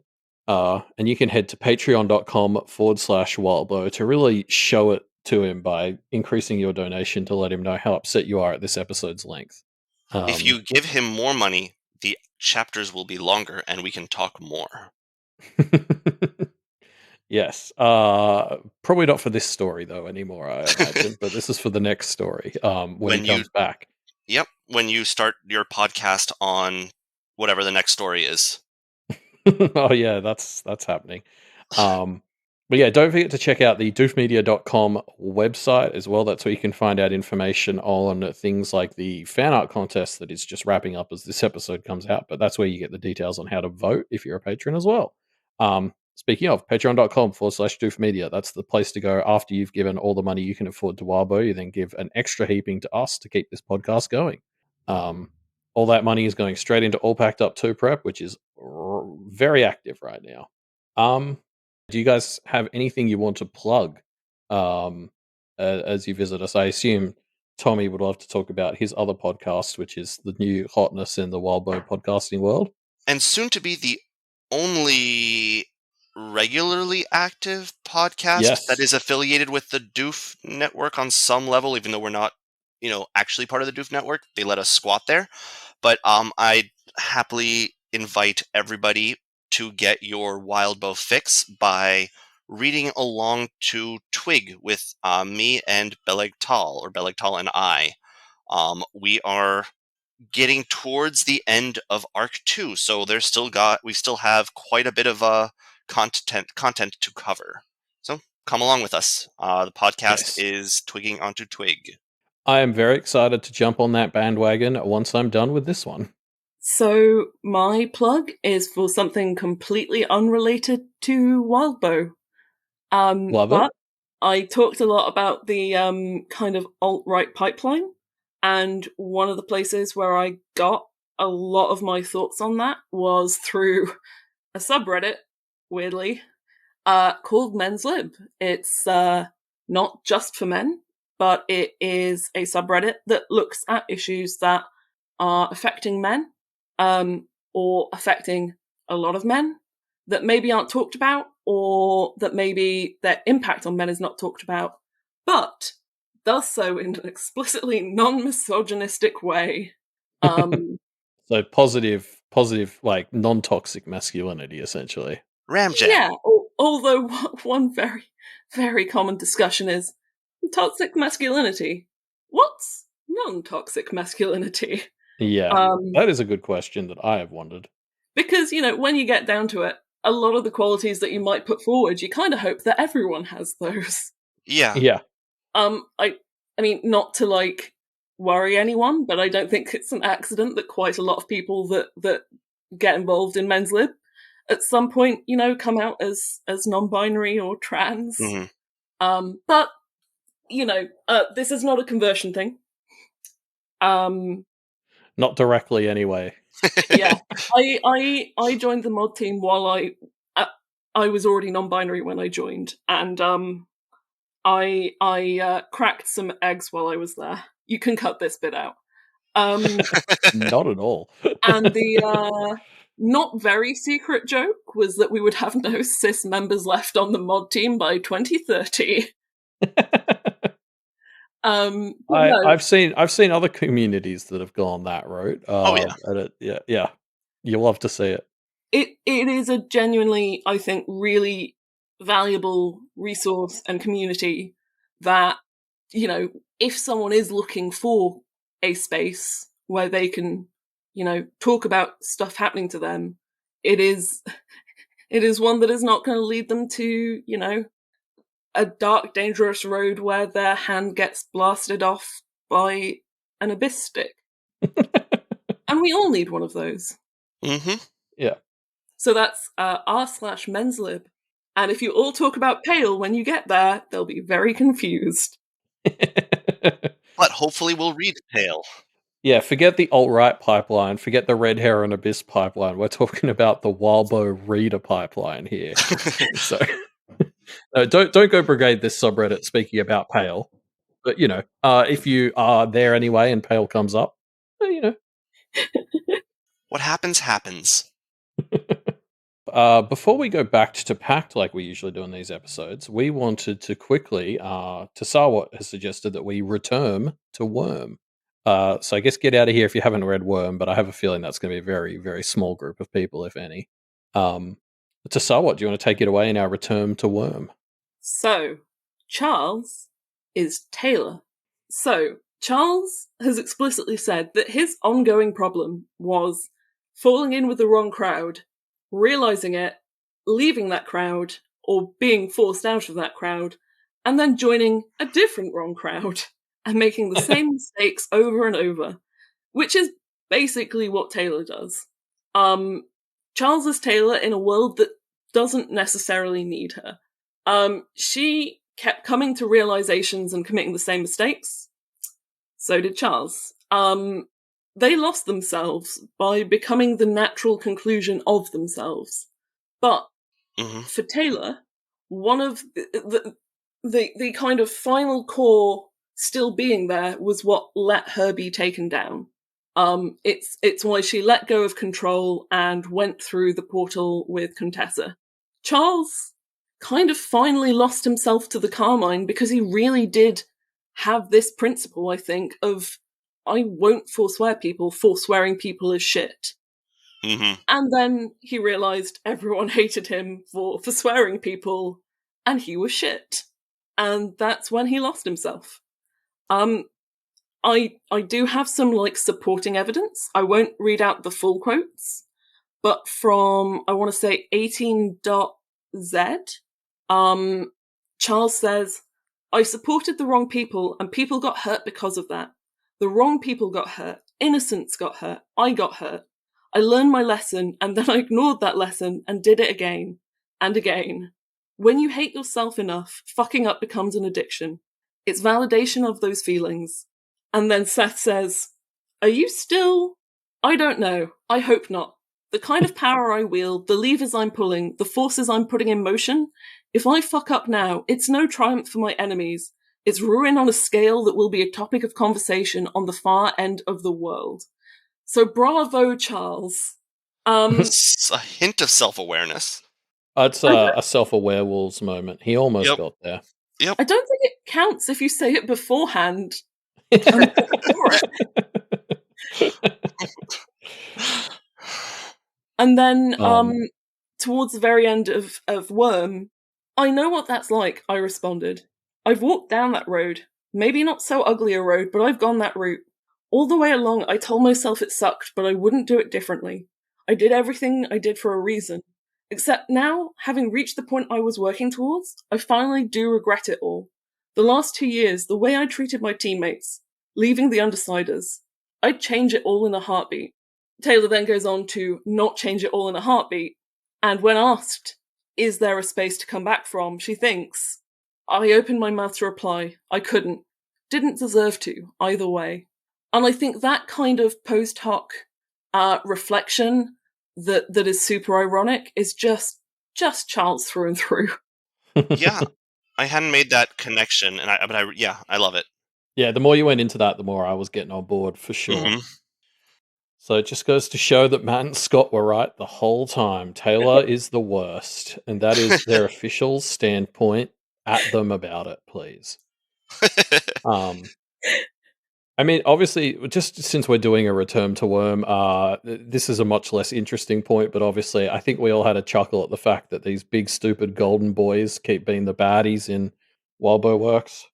Mm-hmm. You have the word himbos, and I want you to elaborate on Ryan the himbo. Yeah, Ryan is clearly a himbo, and I will not explain any further. I think it's very self-explanatory. No notes. Perfect.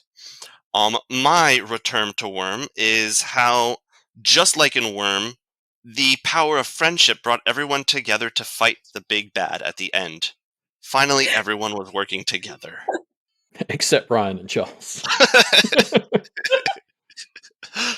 Yeah, there's a lot more homoeroticism with Ryan than with Scion. Speak for yourself. Hey, their names nearly rhyme. Ryan and Scion? Scion. That's a stretch of a rhyme. No, I think it's forced. Yeah, that stuff with Ryan at the end where he was really more intimate with Charles than I had seen coming is because that question that he finally answered in the I don't even remember what point that was when he had his interlude 19.x was, "Am I into Charles?" and the answer was yes. I would love if that's really what it is. Is my type otters. Yeah, okay, so now that we're done with Wildbow's shittier universe, let's go back to Pact and get back into the Pact verse, which rules. So Malia, technically you still got to get out of here if you're listening. Come back in like 13 seconds. Yeah, I mean, does anybody have any Pact stuff they want to bring up before I launch into some of mine? I just wanted to note in this arc, and I know other people called it out in the Discord server, but yeah, just when Charles, or when they're reading others in the books of others in the third stage of the Crucible, there was a tiny part of me that was like, when are they going to get to the others of a abandoned warehouse or factory in Toronto? It's like, yeah. Look, I'm going to be honest. If we find out that Rose has not yet handled the situation, I'm going to be a little disappointed in her. I know she's currently on the run from a cabal of Diabolist lawyers, but just pop up, deal with her. Blake gave you all the tools. Yeah. I really did enjoy how so Charles's ending, where like the Charles died and the Carmine lived on, was one of those like great things, because I think the judges and incarnations have always sat very close together in my head. Mm-hmm. And so it was very fun seeing Charles disintegrate and kind of having that moment of being like, oh, of course that is a way it can work in this universe, that like you lose the The self. person inside the judge, because we know that like that's how the incarnations, like Conquest specifically, would constantly top up on humanity, because incarnations need that to sort of round themselves out. And it was like one of these great Wildbow otherversey twists where it was like you see the twist and then in retrospect you're like, oh yeah, that makes sense. Like that, of course, that's how it works. Yeah. Can I go next? Because mine is not really a point, it's an encouragement for other people to reread a bit and make the point for me. Okay. Yeah. So I read Pact very quickly because I got halfway through Arc 1 of Pale and I was like, I am seeing a lot of blanked out boxes on the Discord and I want to know what they say. So I read it very quickly and not super thoroughly. I'm going to need to reread it. But it would be interesting to contrast the death of the Titan by She Who Drowns in Moonlight with the death of the giant in, I want to say, the last arc Impact. Yeah, it is the last arc. I'm pretty sure the barber chops it up, right? Yeah. Or not chops it up, like, sorry, that's a poor turn of phrase to use with the barber, but I'm pretty sure the barber just kills it. Yeah. I thought so, but because, well, Malia, if you're listening, please, you just read this. Because I think it was said that like giants were, well, they were a bit like maybe less extreme, maybe more extreme, how the world reacted to the death of the Alabaster. And people were just sad that it died. Whereas the Titan was also a kind of ancient being, except for this was one that had been like Frankenstein together. And so He Who Drowns in Moonlight was sad that it died, but also kind of sad that it was it. That it existed. that was all there was. So it would be cool to reread that and look at how the two are treated. Yeah, definitely. Mm-hmm. Yeah, gosh. I mean, yeah, there's a lot of other, like, I don't know. So, yeah, somebody who's read both the stories good and is, like, clever could talk a lot. Like, I loved Charles's tinfoil on, like, the protagonist being powered by karma, definitely. I was like, oh, not even being powered by karma, but being kind of created by karma. I was just like, it just reminded me of, like, Blake and Rose's whole situation where, like, they were literally created by somebody to enact a plan that, in a lot of ways, is kind of similar to Charles's. Like, Grandma Rose very much had a philosophy of just let's flip over the table and hope something better pops up, because that was all she was really capable of doing. And so I think it is funny that Charles's tinfoil on what the Kennedys are is this funny mirror of what Rose Senior's plan actually kind of was, as somebody who had similar ideas to him. That is, yeah. It's interesting. Though I do want to, I like this theory that it sort of, blah, it's been long, sorry. I'm losing my words. I sort of related to what you're saying about the Charles's theory. Someone on the Discord had a really interesting theory that that instead of Charles being the one to be taken down by karma, but that Charles is the karma-powered weapon to take down the Orion, who had messed with fate and fortune and all that in the area. And every part of Charles's story is originally defined by one of Ryan's fuck-ups.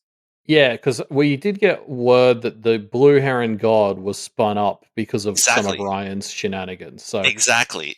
Look, I don't know if I buy this, but that is a very funny connection. That ultimately the Aurum was brought down by a dude whose whole bullshit started because of the fallout of his own stuff. Like that is some good karma. And that's almost the problem, it's such good karma that I don't believe that karma did it. Now I feel like we're going back to Return to Worm. Charles is Kraus, who is convinced that the Simurgh/Karma is out to get him, when actually he's just a tool, and this entire time the Simurgh/Karma was interested in Ryan/Noel. Mm-hmm. I love that. I like it. Yep. One thing I did want to note, and I should have mentioned this earlier, I completely forgot, that the story told us from the beginning that just how involved the Orym would be at the end. Because if I remember correctly, and I might be misremembering, so we'll see, but one of the original clues was that all the killers went in through the coin, or all the culprits went in through the coin during the awakening ritual, which is clearly an artifact related to fortune and the Orym. Yeah, I mean, a part of me wants to think that that's more like, rather than a direct intention thing, more just like a testament to the great overlapping imagery that this story has used. Mm-hmm. But yeah, I like because I think the coin thing was already called out as a connection in the story. But I like still a good point. If that But makes that sense. makes it Like, even better. yeah, Because not exactly. only is it a clue saying, yeah, they're the Yeah. Carmine killers, it's saying, yeah, this ain't about the Carmine. Yeah. Like, I think it really ties into this idea of Charles being the weapon drawn to kill or take down Ryan. Well, yeah, because ultimately, in a lot of ways, Pale has been a story like about violence and methods of violence, but underpinning all that talk of violence is the idea that really what motivates that is power, Yeah. which is represented by money and is kind of the Orym ties into all of that. So like it's just it's that sort of thematic consistency and resonance that is like the sort of thing that may have just been kind of a coincidence but ties together really nicely just because Walbo's like managed the garden so well. Yeah. And still I would be proud. But yeah, on that note, I'll see us all out with a pickup line. We finally have an outro to a back-to-back segment. So I'll Excellent. use one of my packed pickup lines. Here we go. Okay. Wow, girl, are you a Thorburn? Because I feel like I'm about to get cosmically screwed.